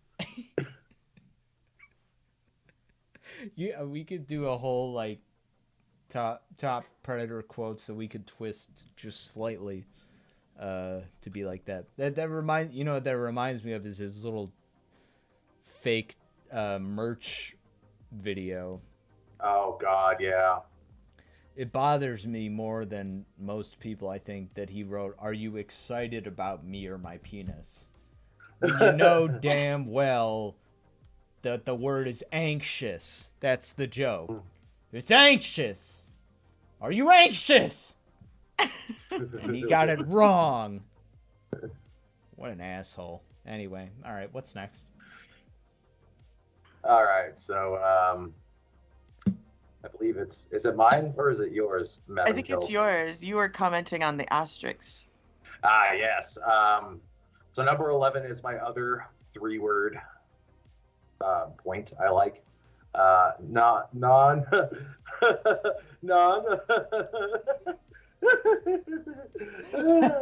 Non-existent pizza. I thought you were going to say non-sexual hug, but as soon as you started laughing at your own joke, I knew what was coming.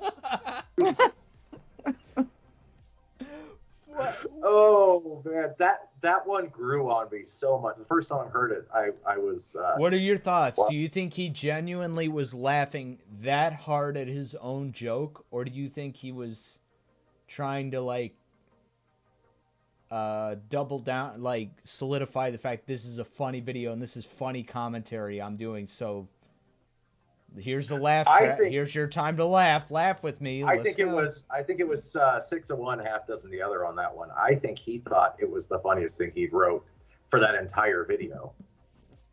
And he also wanted everybody else to know that he thought it was hilarious, and you should think it was hilarious too. It's ridiculous. And the fact that it's like a 2-minute laugh break for 3 fucking words. It's, at first I cringed, and now I die laughing from it.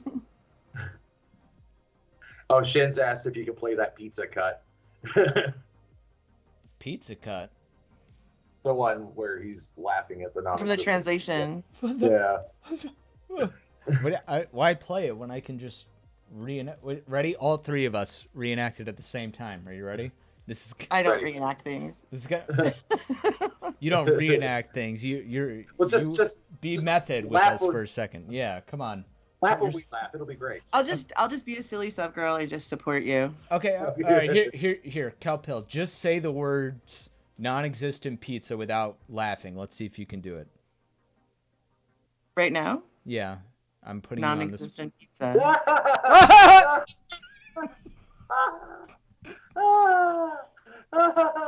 You must have edited that. There's no way you got through that without laughing. How could you have done that? I have no soul. The non-existent soul.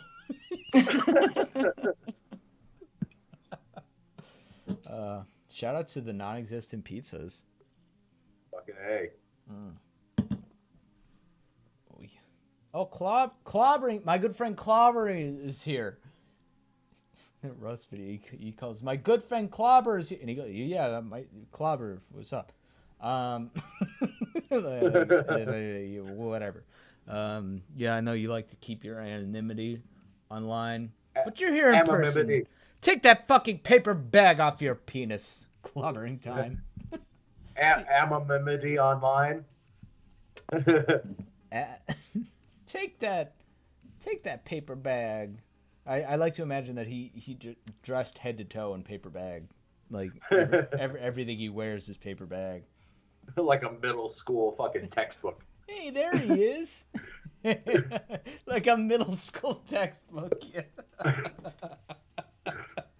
Just packing tape and fucking cardboard and paper bag. Yep.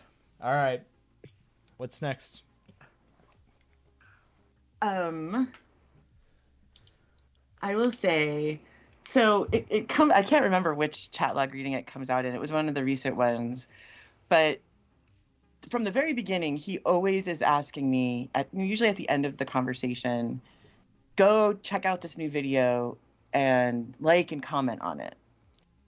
And initially, I thought he was just promoting his stuff, his content.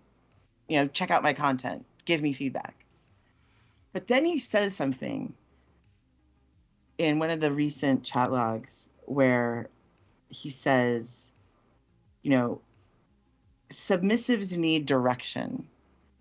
And I like to give direction to my people who aren't his submissives, but just random people, submissives that he knows, probably women who've rejected him. He will give them things to do because he believes that subs need that. They need a task to complete for somebody. That's their nature. And I realized that's what he was doing to me. When he's asking me that, it's his largesse that he's giving me something that I can do to be of service to him and get that fulfillment. Well, I mean, he was your backup alpha. No, he was not. I told him not a thing. I told him that. Self-proclaimed backup. Self-proclaimed backup freelance dom, yeah. And when I finally put that all together, which just shows like I'm still discovering things about the chat that I had with him, with all the stuff we learn, from everyone's research. And that just, it made me so angry and cringy to think that not only would he do that, and I presented to him as someone who was in a very stable relationship, Oh, that I was never not mattered to him at all. That never mattered to him in the chat.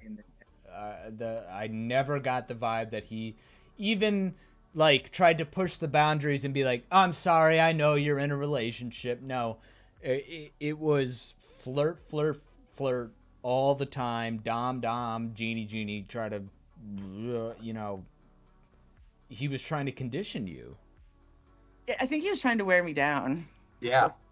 Which is really weird because, I mean, he said numerous times to, like, Wes and everybody that, so-and-so is married, and I don't know why they're flirting with me. They're married, so maybe in his mind, you were flirting with him. But and actually, I just put this together as well. Near the end of our chat, so between the dates of, like, 6/28 through 7/3, he doesn't talk to me.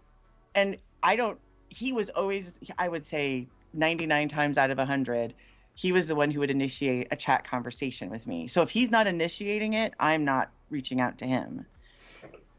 And those days, that's when he started talking to Honest. Oh, God.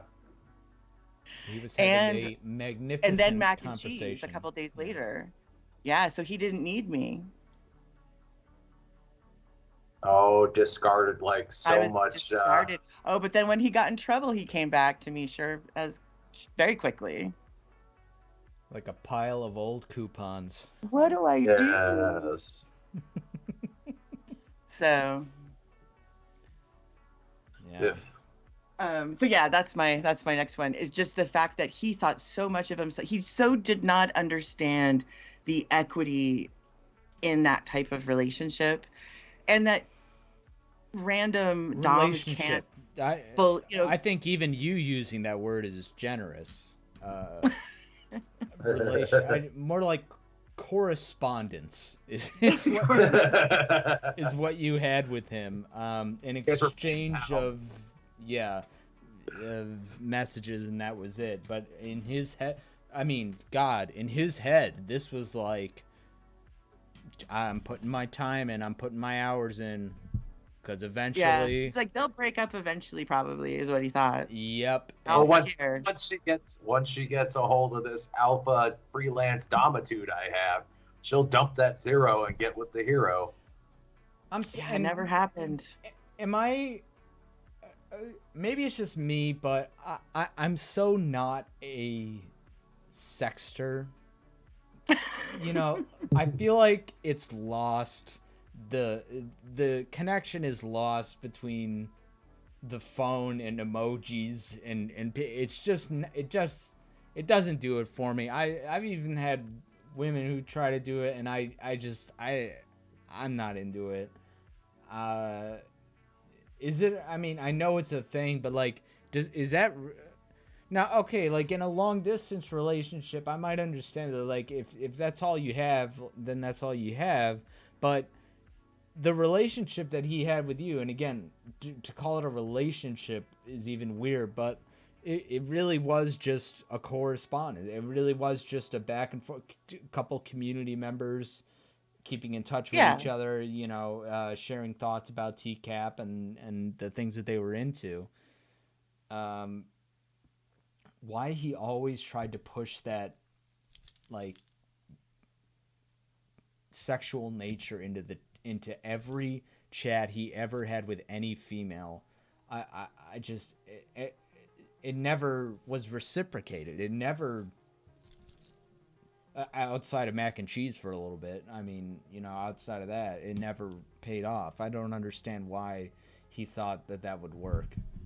Well, I have found that some men do not understand someone talking objectively about sexual topics, like, sexuality in ancient art or the study of human sexuality, like talking very abstractly about sex and then talking like sexy time sex. Like, and then they don't. A lot of people don't see a difference, and I don't think Jorrun saw a difference. And I do talk about many sexual things in our conversation. Not gonna, try to say that I don't, but I never talked sexual to him. He's a talker, and that's all he is. He likes to hear the sound of his own fucking voice, and he thinks he's a player. Yeah. But when it actually comes down to it. I mean, he's probably pretty fucking vanilla. I mean, that's just my guess. I bet he could get scared very, very quickly. Mm-hmm. Well. No offense to the people who are vanilla, by the way. I mean, did you see fucking Cricket Snapper, bro? Like, did you see the fucking bandana he had on his head? Oh, don't worry. Don't worry. It's on my list. Don't you worry about that. Speaking of lists, I'd love for my guests to continue their list while I go and grab myself another drink. I'll be right back. Well, it sucks because you're actually a part of my next one on the list. Oh, well, Yeah, it'll give me plenty of time to formulate a response then. So this one should be fairly obvious that it's high up on my list because it's hilarious, and that is Heisenberg is hotter than who? Not me. Fuck that. And that is just such a great, even for all of his like meekness in some ways, he had this streak of arrogance. Oh yeah, undeserved arrogance. Why is it that the man who's the lol cow for being the alpha dom wannabe, why is it that the only moment that he ever actually asserted himself with a little sternness was at my expense? What the fuck? Well, I never did anything to you. I have a theory about that. So No, I have another one that actually is another person that he tried to alpha over. And it was in the same stream where 10 minutes prior they were both talking about what a good job me and the community did to raise money. And that's where my theory comes in, is that Danny was, I don't want to use the word gushing over you, but she was definitely selling you up a lot, and rightfully so. You did a great thing. God, the things Danny said, that's the only thing that makes listening to that live stream possible is the kind words that Danny said about what I did. And to her credit, she I was the host, I was running it, but she said, thank you to like everybody that donated. I've got complete faith that the people involved are going to get the money to the right place. And I just had a great time. And just a shout out to something that was fun to be a part of and be included in. Well, it was fun to be included in if you were included in it.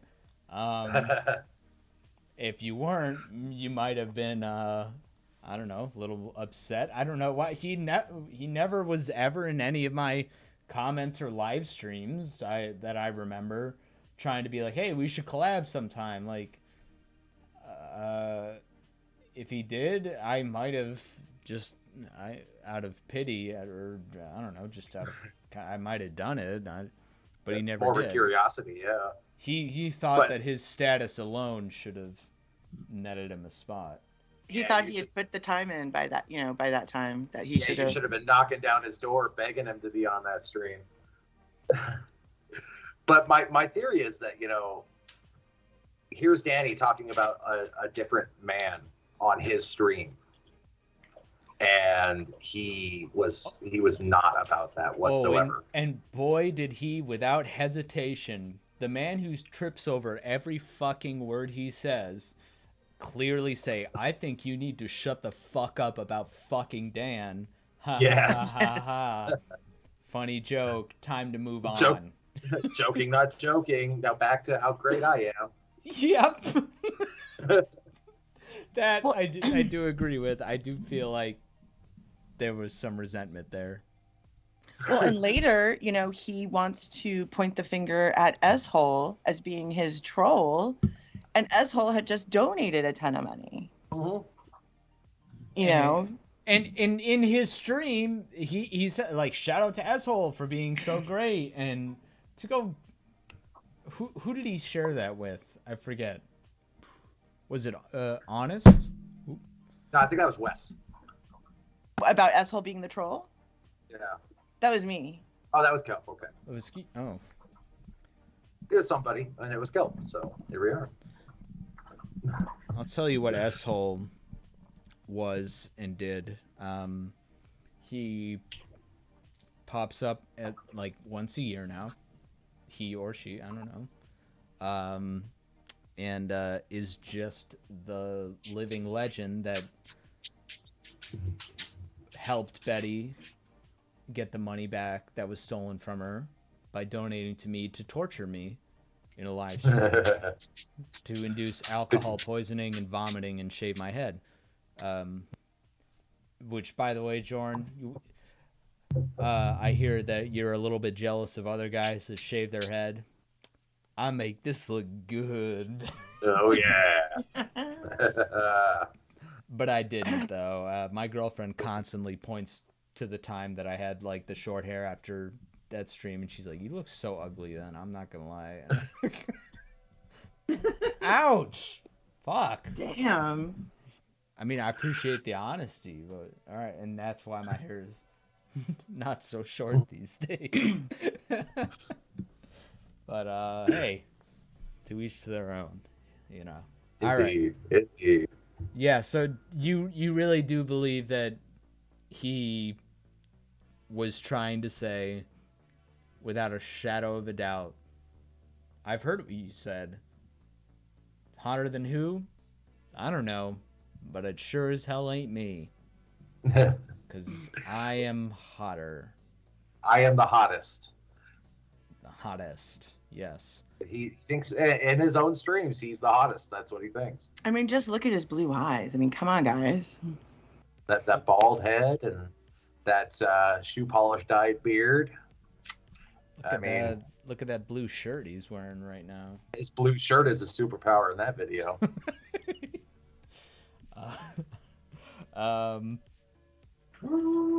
Yeah, that's it. That's the only connection, the only genuine, like, God, I gotta tell you how weird it was the first time I ever heard. I mean, I was following like the Jorrun cringe rabbit hole for months before I ended up in that stream where I heard him say my name, and that was wild. That was a wild feeling to know that he was aware of me and had opinions of me, and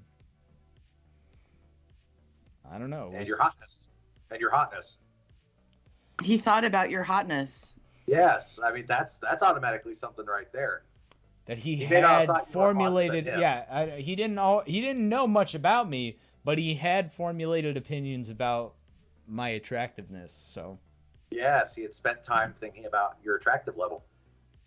And how unattractive I am. It might have been an objective that he looked in the mirror. He had a picture of you up on his mirror. Like he really looked into it. Like he's like, what does he have that I don't besides hair? And he doesn't even have hair anymore. And he read the natural colored beard. Colored beard. He read a comment that was like, Heisenberg looks like Muse now because he shaved his head. Right? Oh, God. Oh, I lost connection for a second. Oh, my goodness. Oh, no. From my headphones. We're good. All right.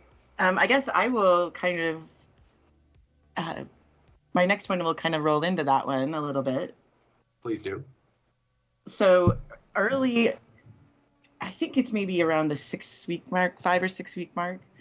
Jorrun, who is, we all know how Jorrun was in the community, comes to me one day and warns me to stay away from Joey.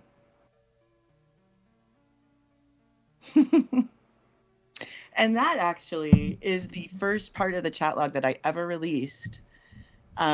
You've got my attention. You had my curiosity, then now you have my attention.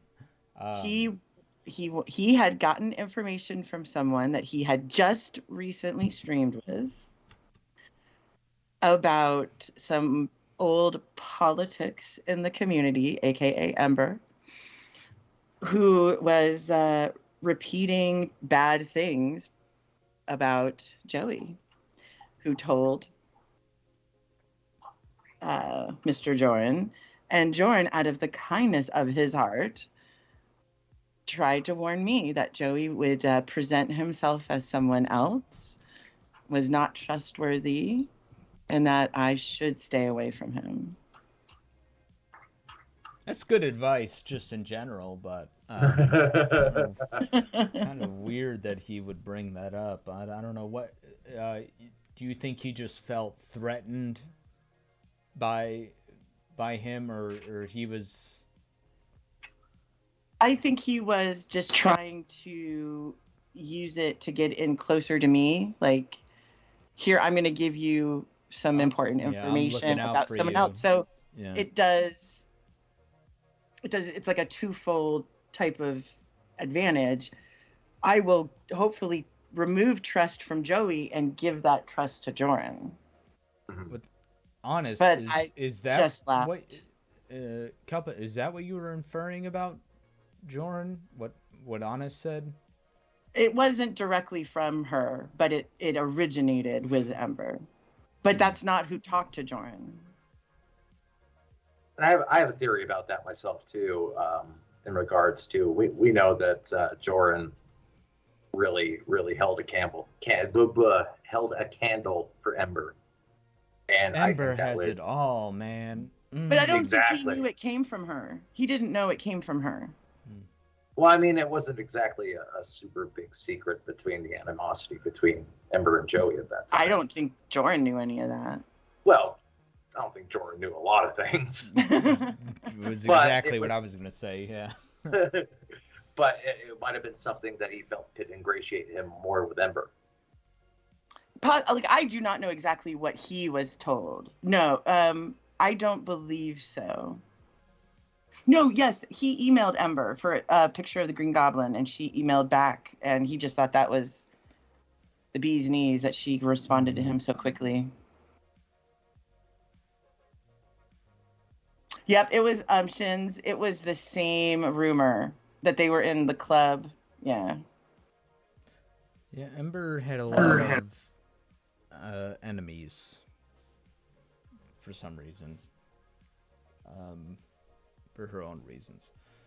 But I just thought, I mean, I don't want to get into that side of it so much, but it was just him, who really doesn't know many people in the community all that well still, is trying to warn me against someone who is a pillar in the community. You've been around for years. The fact that it's years plural at the time means that you should be up to date on this shit. I mean, is that how little he thinks of you, or how highly he thinks of the information that he has? Is like I think both. I don't think he ever thinks about people having a vastly different experience than him. And rather than I'm going to guess he didn't ask you, say, "Hey, what do you think of Joey?" or "What has your experience been like?" Did he tell you just matter No, he's like, "I just got some information about someone that you need to hear." Because he's a little gossiper. He likes he's a and lot of things. It's on my channel. It's part of the chat, and it's actually I think I just renamed it to Jorrun. Jorrun talks to Kelp about Joey or something like that. And what is so great is when we read it, I have Joey reading the part of Jorrun warning me about Joey. It's like meta as fuck.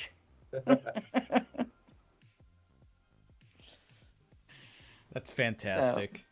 Really Shout out is. Joey on his 10 out of 10 performance, by the way, as Jorrun. He does that role a little too well, honestly. I feel like he's unleashing like pent up Jorrun frustration out through this performance of his, and his yahas are a little much. It may qualify as therapy at this point, I think. Yeah, that's right. I've said it before. I'll say it again. Joey reading as Jorrun has ruined the word skeletons for me now, because I can't say it right anymore. It's always skeletons. It was a skeletons. There were two skeletons. What is he? Oh, he says, and I intend to rectify that. and the perfect, just spot on way he delivers the "Am I clear?" Fucking hell, the guy understood the assignment, as the kids say today. You know. So Go. to me, the way Joey reads Jorrun, I always picture. Have you ever seen the Venture Brothers before? On Adult Swim. I haven't.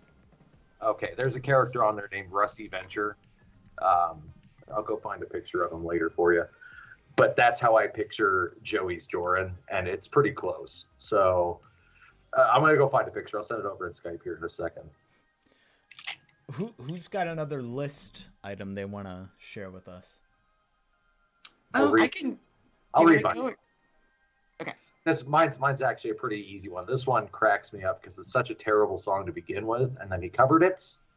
Ho ho ho! It's a man, in his bathrobe. Wait, did you say that's a terrible song? It is a fucking terrible song. I will die on that hill. The original. I can't believe what I'm hearing. It's one of my all-time favorite Christmas songs.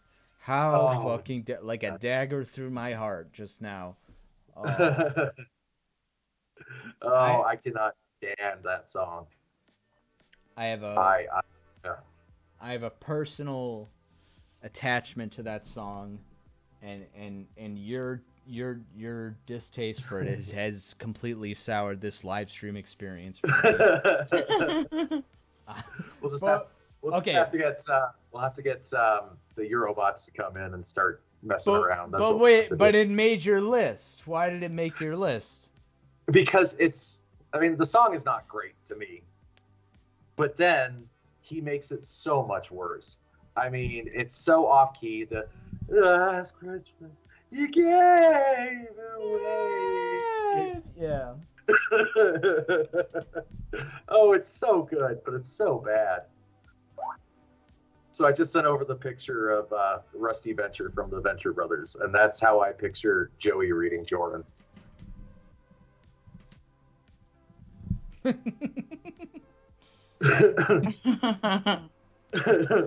Yeah.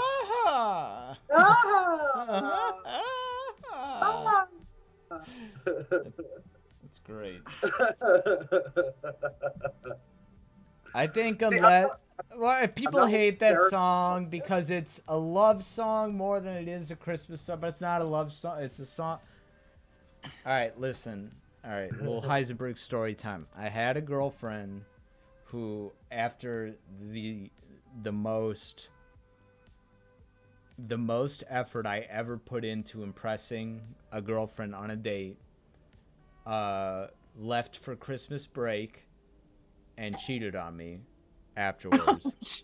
Oh God. I used to hate that song, and then I started listening to the lyrics and I was like, oh shit. Oh, I hear you. Was that George Michael, I think? George Michael, yep. Yep. I was like, oh fuck, man. Dude, I fucking know, man. That shit sucks. And I want to make it clear, I don't hate Wham. I just don't like that song. That's all it is. Anybody who's worked retail can probably understand why I hate that song ever around Christmas time. Did I tell the story that I tried to like sneak it into any time, like in my workplace around Christmas time, when I would just play like Christmas music in my office, and I would like after every like couple of songs I would put Jorrun's cover of Last Christmas in the playlist. And nobody would notice. And he sings like a lot of the lyrics wrong too. Does. Oh God, so yeah, that makes the list because of cringe and how badly he sings. And I think you just hate Baby Jesus and Christmas altogether. Oh, I don't hate Christmas. I don't hate Christmas songs. I just don't like that song. And of course, there's the ho ho ho. It's a man in his bathrobe. Did I hear you use the word cringe when describing a Jorrun video? Oh, just that song. Oh, interesting. The rest of it is just works of art. That's all it is. Mm-hmm. It really is. I mean, at this point, has Jorrun's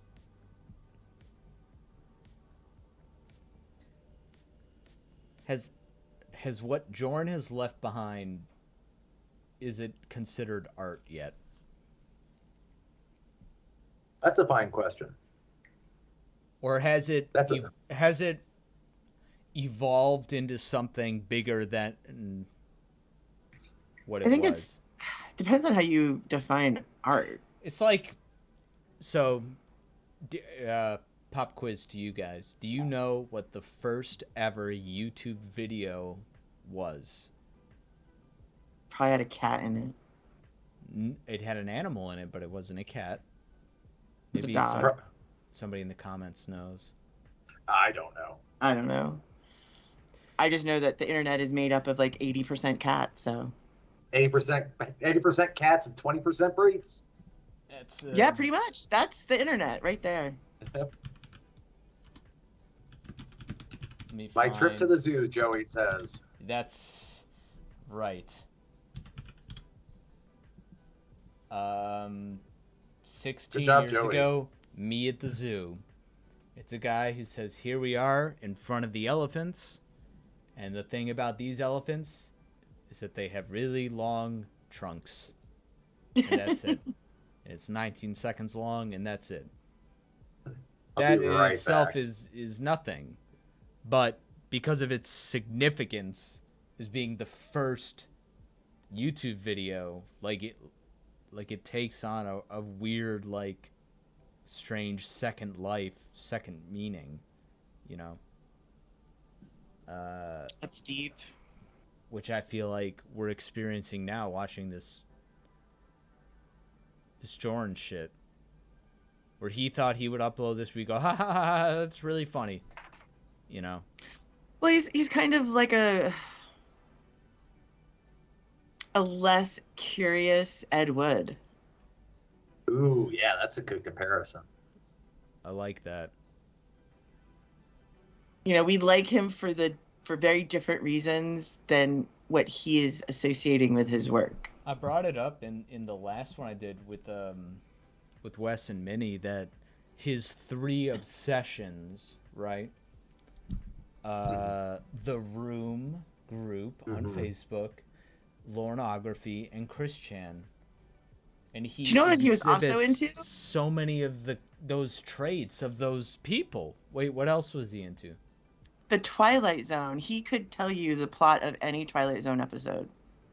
Oh, that's a really cool old person thing to do.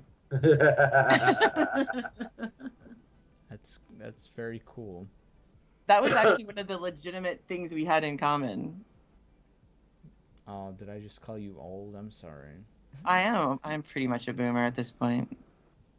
Well, hell, I'm pretty much a boomer at this point. I've watched a couple episodes of the new Twilight Zone. I like that. I like that shit because I really like Black Mirror. I fucking love Black Mirror. It's like one of my all-time favorite shows. Very Twilight. But it doesn't have Zone-esque. a very fetching William Shatner before he got hired on as Star Trek in it. There's something on the wing. Something. Do you know he was actually in 2 different episodes? He was also the one where they get stranded at a diner. Oh. And the devil is in the little jukebox thingy. And it was around the same time that he did the only film that was filmed spoken entirely in Esperanto. And so you can actually hear William Shatner speaking Esperanto. Well, sorry. Oh, all right. am I boring big time you? Boomer. Big time Am I boomer boring you? hours. Big time boomer hours. You're acting just like Jorrun. Am I clear? Try to illuminate No, him. I was being funny, but he straight up said, like, you're boring me at one point, didn't he? He goes, Joe, continue your story. I'm going to go for an angry walk. I'll be back in 3 hours when you're done. talking about the philology of the term iambic pentameter, and he just isn't interested. You just made that word up. Philology? What the hell did you just say?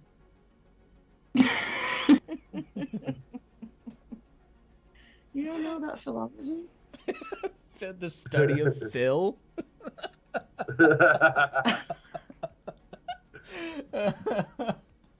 All right. Geez, we got to be close to the top 10 at this point. Oh, we're into the top 10s now. Let's I go. hope we are. I don't have 10 left. Hell yeah, let's go. Bring them on. Your turn, Kelp. Is it? I'm going to say the live video of Little Red Corvette. Oh, that's high up on my Because list, this too. was the first new Jorrun content we had gotten for a while. And I think it's a cringy, but it's a funny piece of video because there's no one in the audience. And whoever did the filming was amazing, just for sticking it out. But he gets so into that song and he starts like hitting the guitar with his hand, Is that and that's his when little I do rolled that- up jeans. All right, It's here's just where perfect. I divide the audience and say I don't like that song. I don't. No, like I think it's the worst.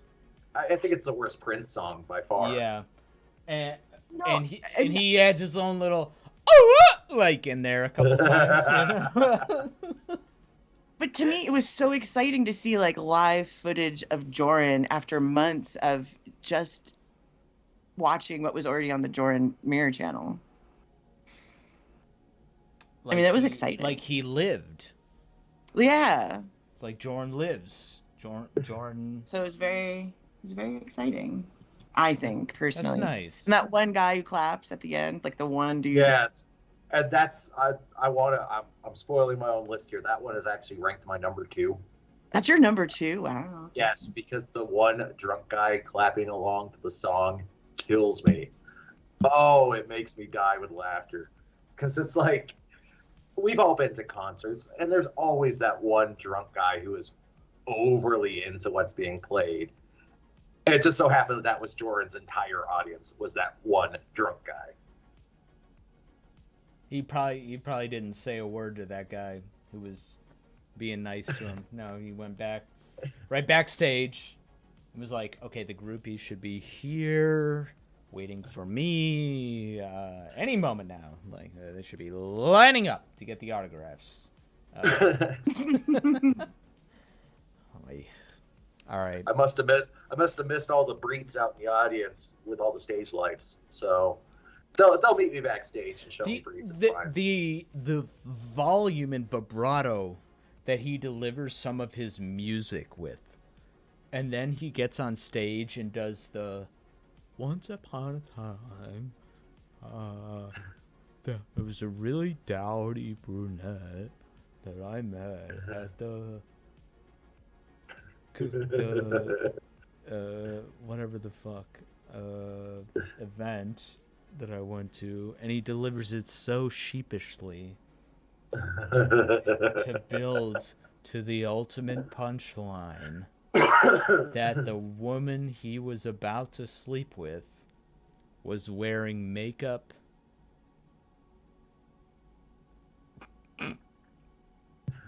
God, and not makeup. and false eyelashes. Oh my God. You know, I mean, gag me with a spoon. My God. Oh, a woman enhancing her appearance through cosmetics.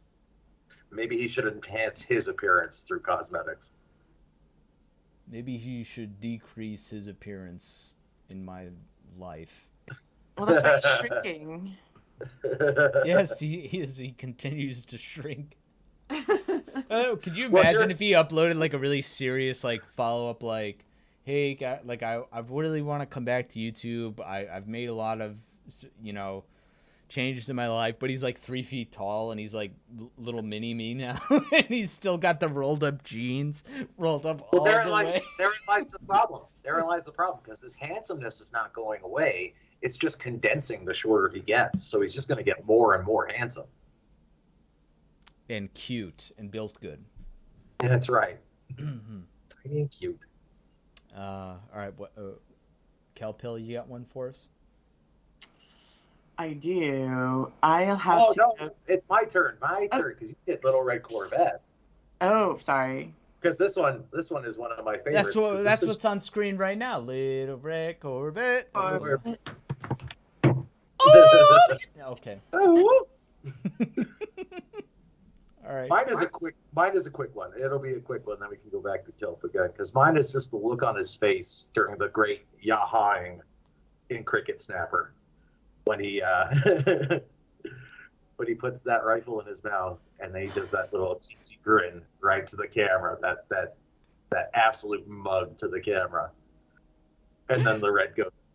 Oh, that's such a great. That was on my original list too. And they didn't ask to redo that scene. Like that was like someone said, "Yep, that's good. That'll be it. We don't need to redo it." He's like, "Guys, I just farted in the bathtub." It would have been the perfect time to ask him something that a lot of us have been meaning to ask him for a long time, which is, Jorrun, why do you look like that right now? Top to bottom, face, clothing. What is going on? What decisions how did you arrive at what I'm looking at right now? Who dressed you? Who told you to make that face? Not me. Not me. Fuck that.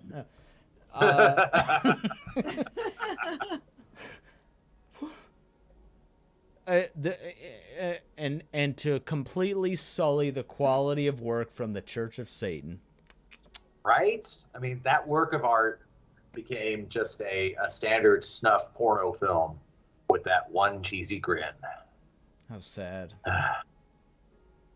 And yet, none of us would have known about it had it not been for him.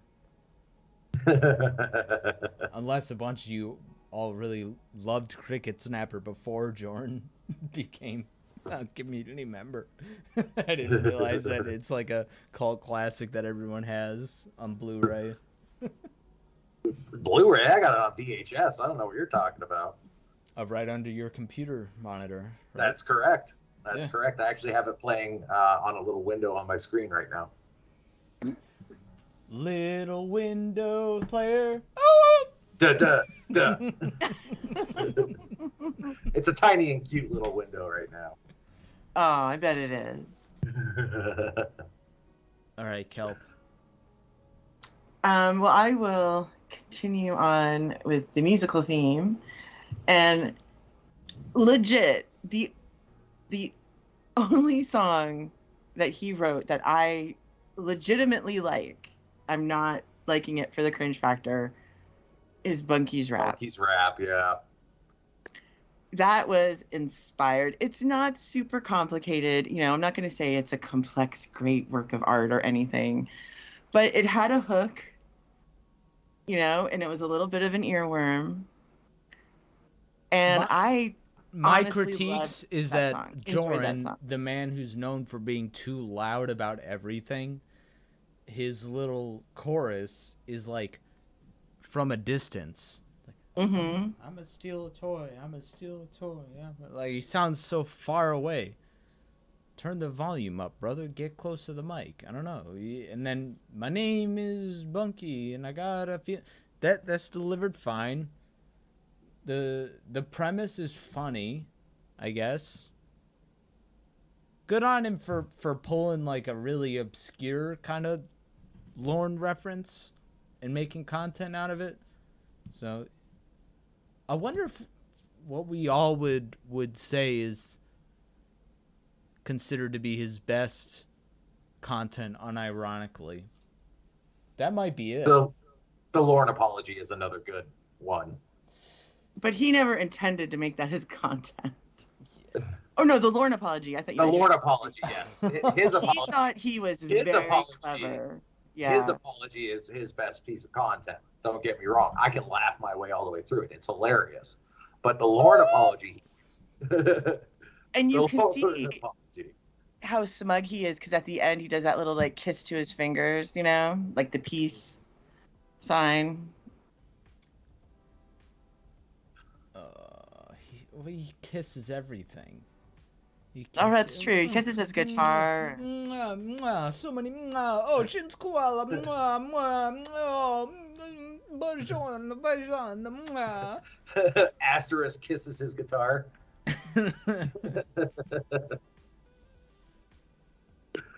Tron. Well, staying on the music theme, I would go with his worst music-related video, which would be his DMX tribute. That whole thing, I can't watch it all the way through without wanting to take a toaster bath. It is horrible. Sad Jorrun is sad.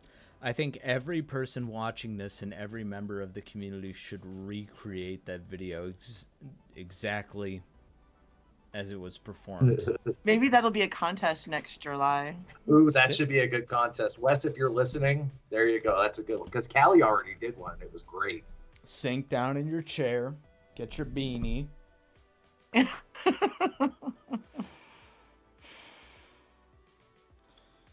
Sometimes. Yeah. Yeah, sometimes. You gotta cross your hands in front of your face. And yeah. Sometimes.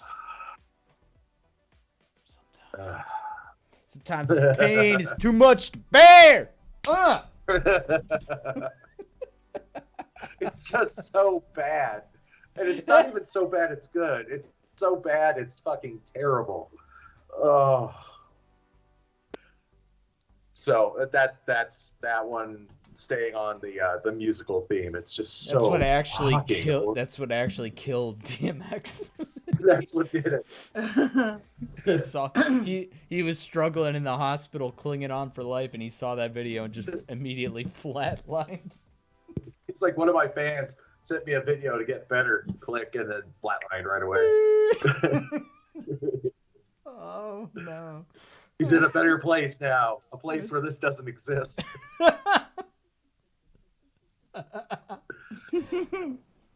Oh man. Shout out to DMX. Big ups DMX. Moving along. Let's rapid fire this shit, people. It's getting late where I am.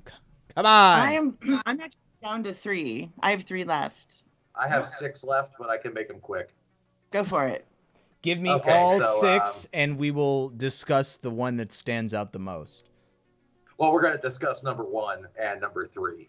Fair enough. So, okay. Because number 3 has a picture.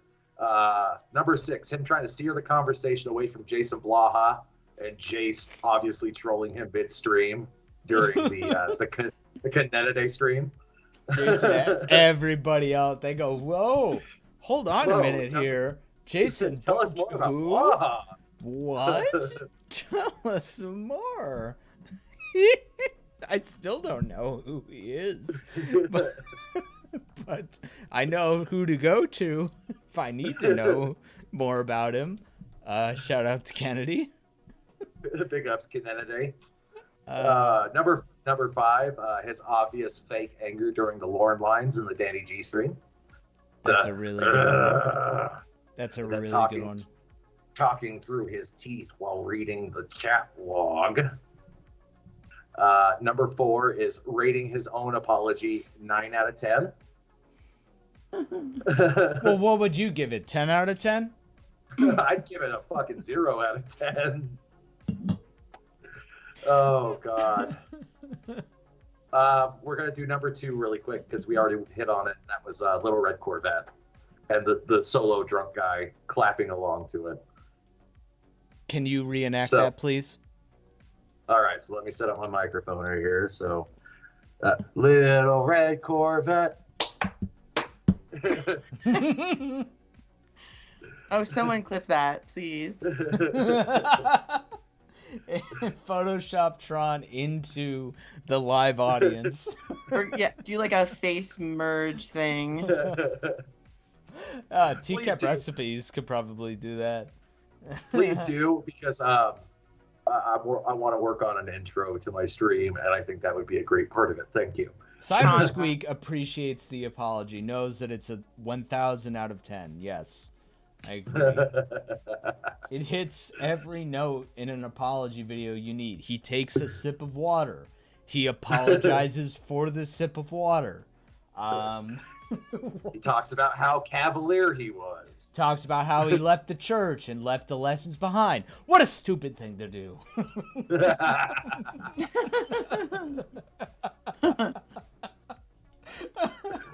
Oh God, that apology is just hilarious. I fucking love it. And I must have left the lessons behind. What a stupid thing to do. I was so stupid. Oh, that thing is just brilliant. It's so ironically fantastic. There's so many lovely moments. Lovely moments. All right, so I got 2 left. So Kelp, go ahead and knock out one of yours. Okay. I think this one has been said before, so I don't know if we have to talk about it all that much, but Tegan's Facebook video of him calling Jorrun. Oh. And Jorrun does not defend him once. And honestly, after he defends himself a little bit to Wes initially, like, this, there's nothing to worry about, it's just a troll. But once everything hits, Jorrun never defends. He takes every blow. What? And he certainly did with his friend. Wait, what call are you? I'm sorry, I missed the first part? Who? Tegan's call? The guy Tegan. from Funny Please. Okay. The one where he just calls him a piece of shit for like 7 minutes, basically. Yeah. 15 times. We counted that. 15 times he calls him a piece of shit. And all Jorrun does is sigh. He just sighs, these long, sad sighs. I genuinely, and I may be a sucker for this, but I genuinely don't think that he was overplaying his disappointment. I know, from what I hear, he is a pretty intense guy and feels feelings. And I think I think it's genuine. I don't think he's playing it up. Sincere, yeah. I think his outrage is real. Is outrage and confusion. What the hell? Like, and he had just reconciled with Jorrun 2 weeks earlier. They weren't talking. And I really, it's, maybe I alluded to this or said it before, I don't know, but especially those 2 guys in the lead role goes to video, or technically 3 guys. What I would give to have a live stream with them, to have a conversation, to talk to them and show off what obviously better guys they are than Jorrun, and just how I feel like the reason that they're a little cringy in the video is because they were team players. Yes. And they were willing to partake in Jorrun's little funny little skits that he wrote, so that eventually when they have an idea that they can collectively do it together. But I could just of course, if it's not a Jorrun idea, I could see him really like dragging his feet to participate in it. But I bet if those guys ever want to branch out and do anything more like what they were doing with Funny Please, Brandon, for fuck's sake, if you're out there, the ghost, please hit me up. Oh my God, what I would give to talk with those guys. I mean, I've had a couple of interviews, on my channel that had a more serious tone to them, but were from interesting characters and people. I just love to hear their story and not even make it about Jorrun. you know, unfortunately, they will always be burdened with the stigma of being attached to this fucking asshole. But I just like to hear from them as people, I think. I didn't mean to take it so seriously there. No, it's quite all right. I mean, whatever they're doing out there, I hope they're out there killing it. Well, they Let's put can't it that be way. doing any worse than Jorrun. Exactly. So, Exactly. Yeah. Those guys, funny, please, more like funny, please get back together without Jorrun so we can. Yeah. So it'll actually be funny. So, yeah, so we don't have to ask and say please. Oh, man. Change your name to Funny now. There you go. Funny, am I clear? The artist formerly known as Jorrun Comedy. The group previously affiliated with Jorrun Comedy. Print that at the bottom of all your flyers. Jorrun Comedy is no longer affiliated with this. Serious law. Serious law.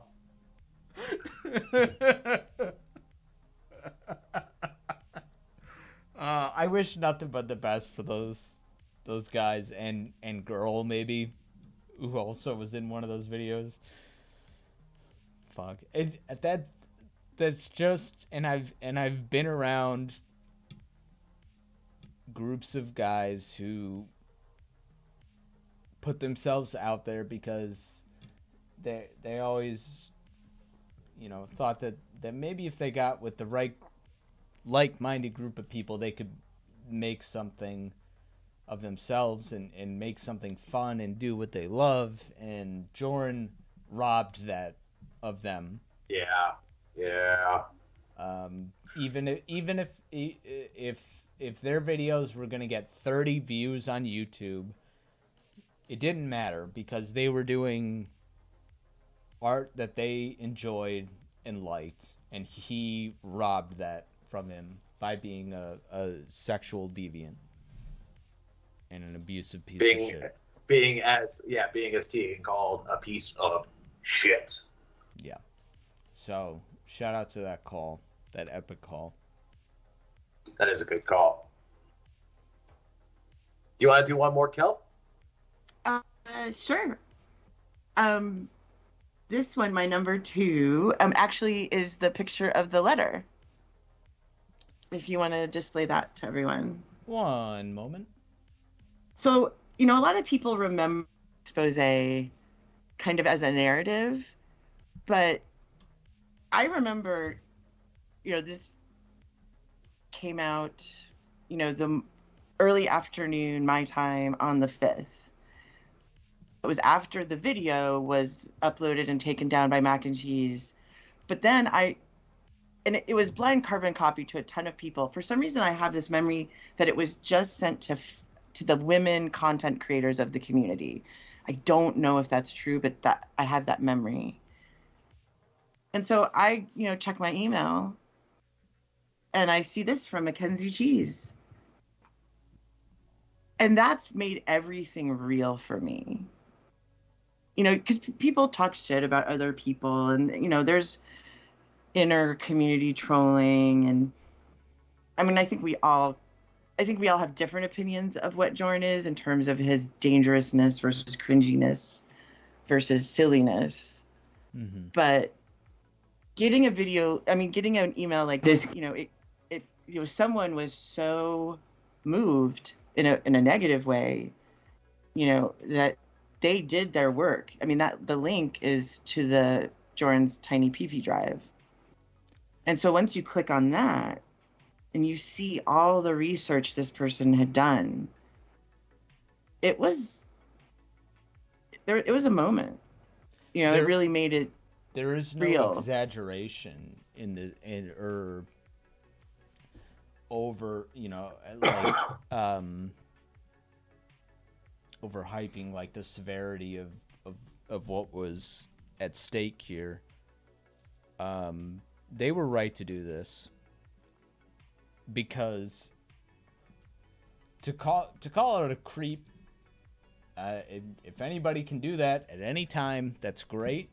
To call out a creep with a terabyte of, fucking receipts. Yeah. Holy shit, to back up everything. And as soon as he knew how deep in shit he was damage control mode.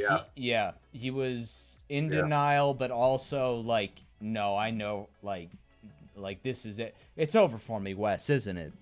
As he would say. Mm-hmm. Yeah, it was.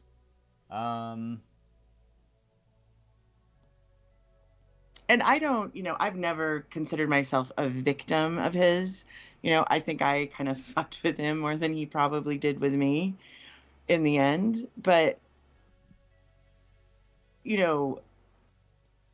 especially to me, it was the screenshots of his behavior out in the internet that were, and obviously the pictures of the kids. I mean, there's no defense of those. But to me, it was that behavior that actually made more of an impact on me personally than, the way that he treated me personally, with the Madam Kelp, 2 kisses for you, cheap date, all that kind of BS type talk. I'm For thick the enough record, skin Kelp to where that Hill, doesn't. I'm a very expensive date. You're gonna have to spend a lot of money to win me over. Okay? Oh yeah, baby, is that true? You gotta take me to go-karting, laser tag, Red I'll Lobster. get you 2 scoops of ice cream on that Sunday, baby. Sprinkles too. Wow. Sprinkles too. But no hot fudge, damn it. No hot fudge, damn it. God damn it. Oh, that hot fudge comes at a price. Oh yeah. Wow. What a well-crafted, concise message that was this was the separation from meme to reality.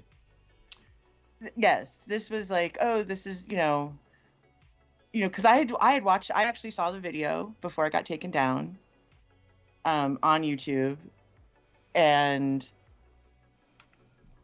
I remember, in my memory, and I haven't watched it in forever, but there was a lot of focus on like the genie skit and his behavior with mac and cheese, and it was so cringy, but this made it like he is knowingly interacting with people he knows are underage and behaving terribly.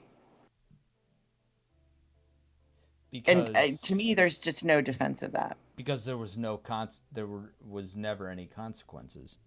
Right. Yeah. And we talk about this letter, but I don't know how often. I don't know if everyone's seen it, so I included it tonight. Yeah, I'm seeing a lot in the chat. I'm seeing a lot in the chat of people saying I've never seen this before. That's good. Thank you for sharing this. Yep, and there's that beautiful week in July where everything just went so right, for Jorrun. Everything went tits up for him. That's what happened. Everything's coming up, Jorrun. Oh, sorry. Breats up, not tits up. Breats up. Breats up. Oh, I'm so relaxed. Oh, so relaxed. Have we reached either of your number ones? I have 2 left. One of which will be the picture that Kelp Hill sent over to you that I asked her to send over. This is my number 3, but it still cracks me up. We're going a little bit more funny on this one. And this would be the chicken wok pie. Now, why does that rate so high for you? I don't know. It's just, he obviously was trying to impress you with the picture in prowess of his chicken wok pie. And I mean, look at it.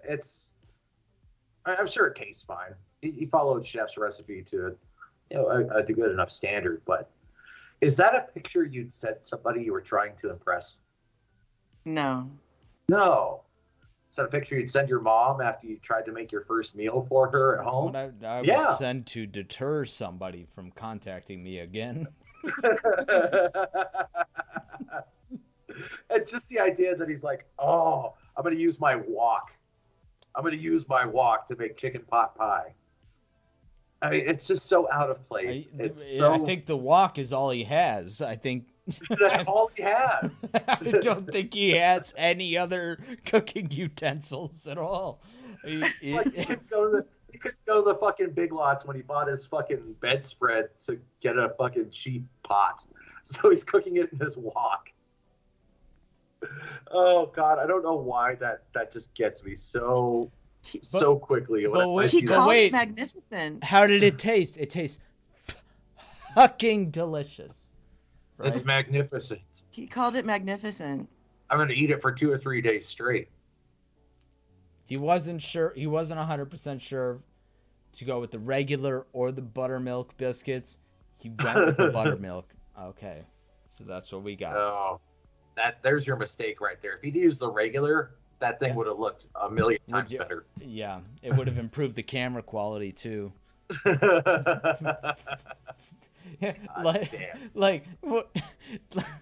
His food is actually this grainy quality.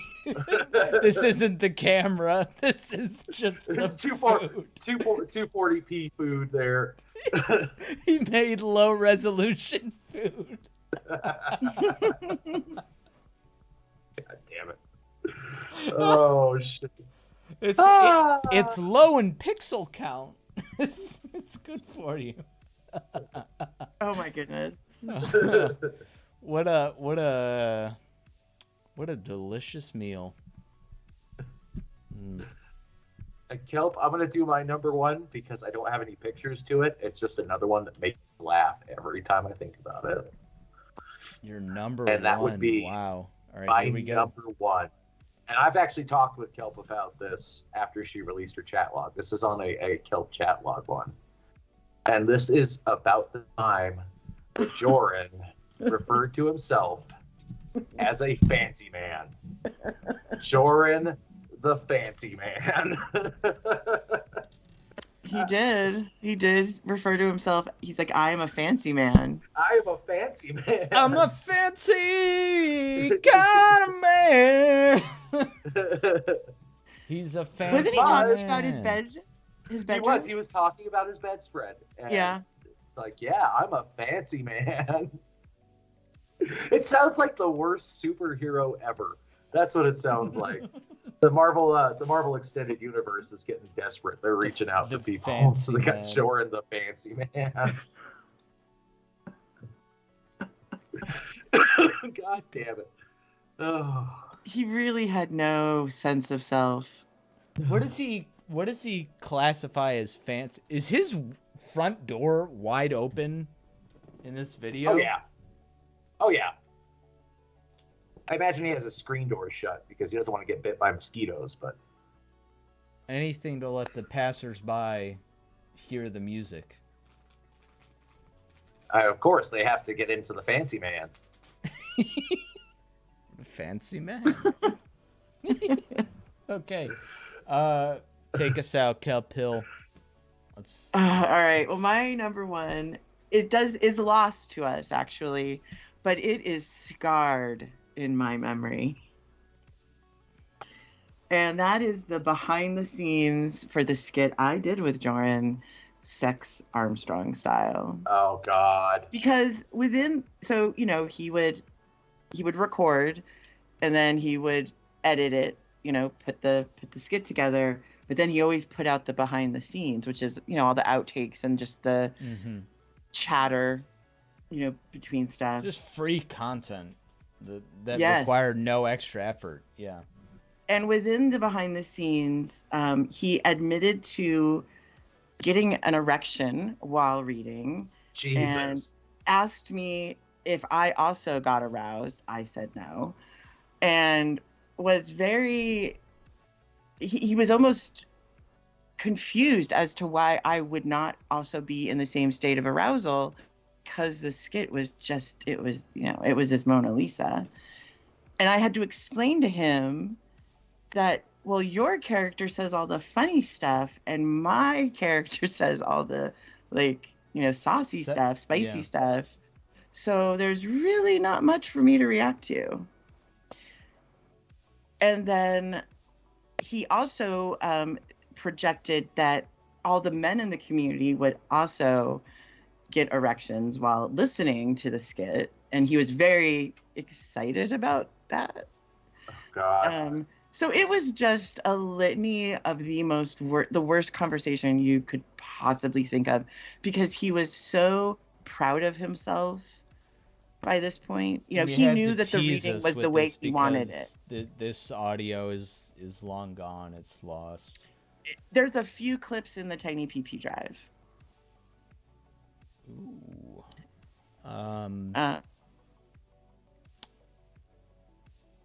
Let me just say, I find it interesting that he brought up that all the men in the community would get erections from that. Yet again, how did he know that? About other men's, because he got one. Because he got again proving that he's thinking about other men's dicks, much like he did with Wes and he during was right. the pictures.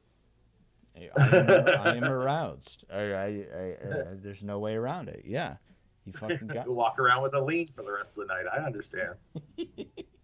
And even after I explained to him that most women would not have any type of reaction to this, or most women who would get it on with a dude, he asks Mac and Cheese the same question, knowing that I said no, and explained to him why a woman wouldn't. Oh my God. When in his conversation with Mac and Cheese, he's like, "Here, I want you to watch something for me." And then he's like, he's so lame that, like, anything that happens in his life, he's like, how turned on are you that I'm about to go get my car's oil changed on a scale of 1 to 10? How turned on are you that I'm about to renew my driver's license and become very powerful?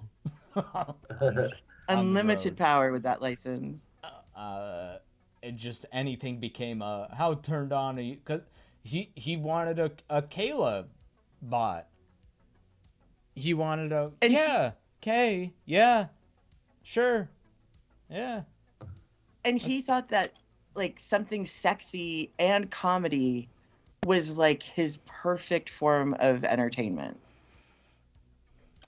Listen, I'm the funniest person I know, and I've never had sex before in my life, so what is that? Same.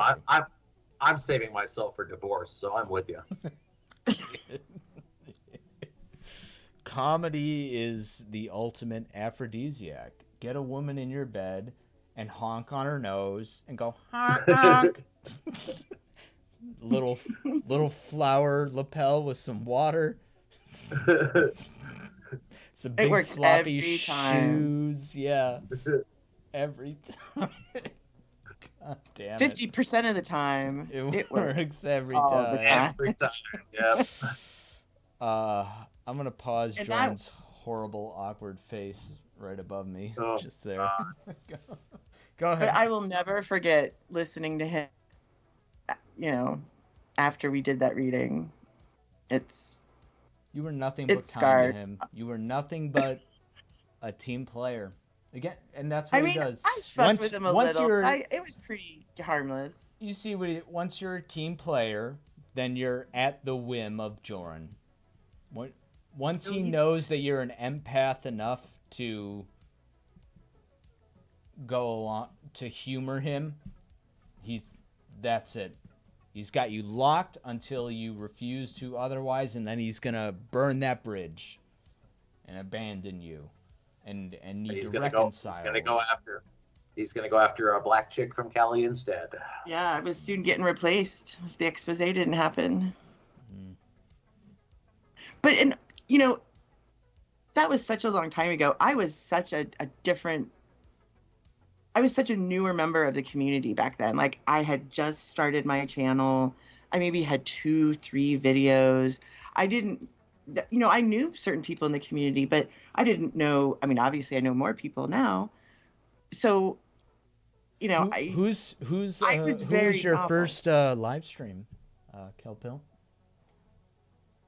My first live stream was actually on Alpha Male Derek's channel. It was the Royathon. Oh, I thought it was me. Oh, never mind. Wait a minute. Well, no, wait. Yes, yours was. Okay. You. Now that I think about it, I'm so save. sorry. Good save. That's a very good save. Yeah. No, the first time I was sure, ever. Yeah. Yeah, because you invited me. You invited me. But I didn't know you. I think it was like word of mouth or something. Because I hadn't really. She said, "That's my purse. I don't know you," and then proceeded to kick you in the groin. That would have been a great reward tier. Donate. I think you had just someone gave you my email address and you sent me the sign-up sheet. Yeah. And you did join, and you were in the call with us, right? You know what was really weird? It was just supposed to be you and me in the morning, like after you were like at the 17th, 18th hour. Mm-hmm. But I was invited on early, and I think you had Joey on, and maybe Wes and Clobber. I forget. But you guys asked me to come on early, and I'm so glad I did, because obviously we all know what happened. I would have never have gotten on. I ain't gonna lie. I've gone back and listened to a lot of my old stuff. I can't go back to listen to whatever happened during that 24-hour, 12-hour live stream. It ruined hot sauce for me. A certain flavor of hot sauce. But it was fun. From what I remember, it was fun, and it was a cool thing to do. And I was happy you were there. Well, I was happy to be there. And I can only imagine how much more successful it could have been had I known about Jorrun comedy at the time. I was introduced to him via Wes, who told me, "Don't let this man on your 24-hour live stream." I said, "Okay, like I trust you, so okay." I never even. And he heard of wanted this to guy. go on. Oh, he yeah. wanted to go on. So I've heard. Because he asked me how I got invited. Is that true? Really? Yeah. Because I didn't tell him. I wasn't like bragging or anything, but he was talking about it. And it's not in a chat. It was on a phone call. But he was like, "Well, how did you get invited?" Like, he should have been invited before I would have gotten invited. It was typical Jorrun. Typical Jorrun. Hey, Typical Jorrun. To Jorrun comedy, huh? May his return come swiftly and be triumphant. Cheers. Hear, hear. I cannot believe how much fun I have continued to have with this series. And it's all due to the guests, the quality of the guests that I've had. And today especially was so much fun. So thank you guys. I'm going to wrap up here. Tomorrow's a big day for anybody living in LA and Cincy. Super Bowl, I'm a Detroit baby. fan, so it's a big day. I'm a Detroit fan, so it's a big day for me. Go Matt Stafford. That's right. What? What's tomorrow? A very Super Bowl. Oh, okay. That's tomorrow? Okay. I had no plans to watch it, to be honest. But a friend of mine invited me over. I said, I'll go. I'll be social. I'll be fun. So that's what I'm going to do. I can almost guarantee that somebody's going to be streaming during the Super Bowl as a, hey, if you're not interested in watching the Super Bowl, come watch us. So keep an eye out for that. Everybody who showed up today in the chat, thank you so much. Everybody who donated, thank you. Love you guys. And I guess I got to keep this series going because there's still so much more to say. So keep an ear out for the next episode. Large Father Tron, care to lead us out with a limerick? Oh, All right. pressure's on. I mean, it is what it is. There's a man named Heisenberg White who, God, I hate doing this on the spot. There's a man named Heisenberg White who, God, I can't think of anything. Who is an absolute delight. Oh, there you go. No, that's the way to end it. Okay. There's a man named Heisenberg White who Jorrun really wanted to fight. I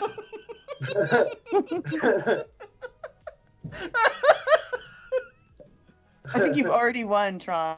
You don't have to do anymore. Who's hotter than that? Not me. Fuck that. Fuck that. See, you got exactly where I was going to go with it. Yeah. But being here was an absolute delight. There you go. So I love it to was hear a it. team effort there. I'll allow it. You and me together can write the next great American novel, I'm sure. Here we go. The Ballad of You need to Jorrun. write the, the epic poem of Jorrun, the Iliad of Jorrun. It'd be like Gilgamesh, but with more genies. The Iliad Excuse me, do not of Jorrun. mention Gilgamesh in the same sentence as Jorrun, please.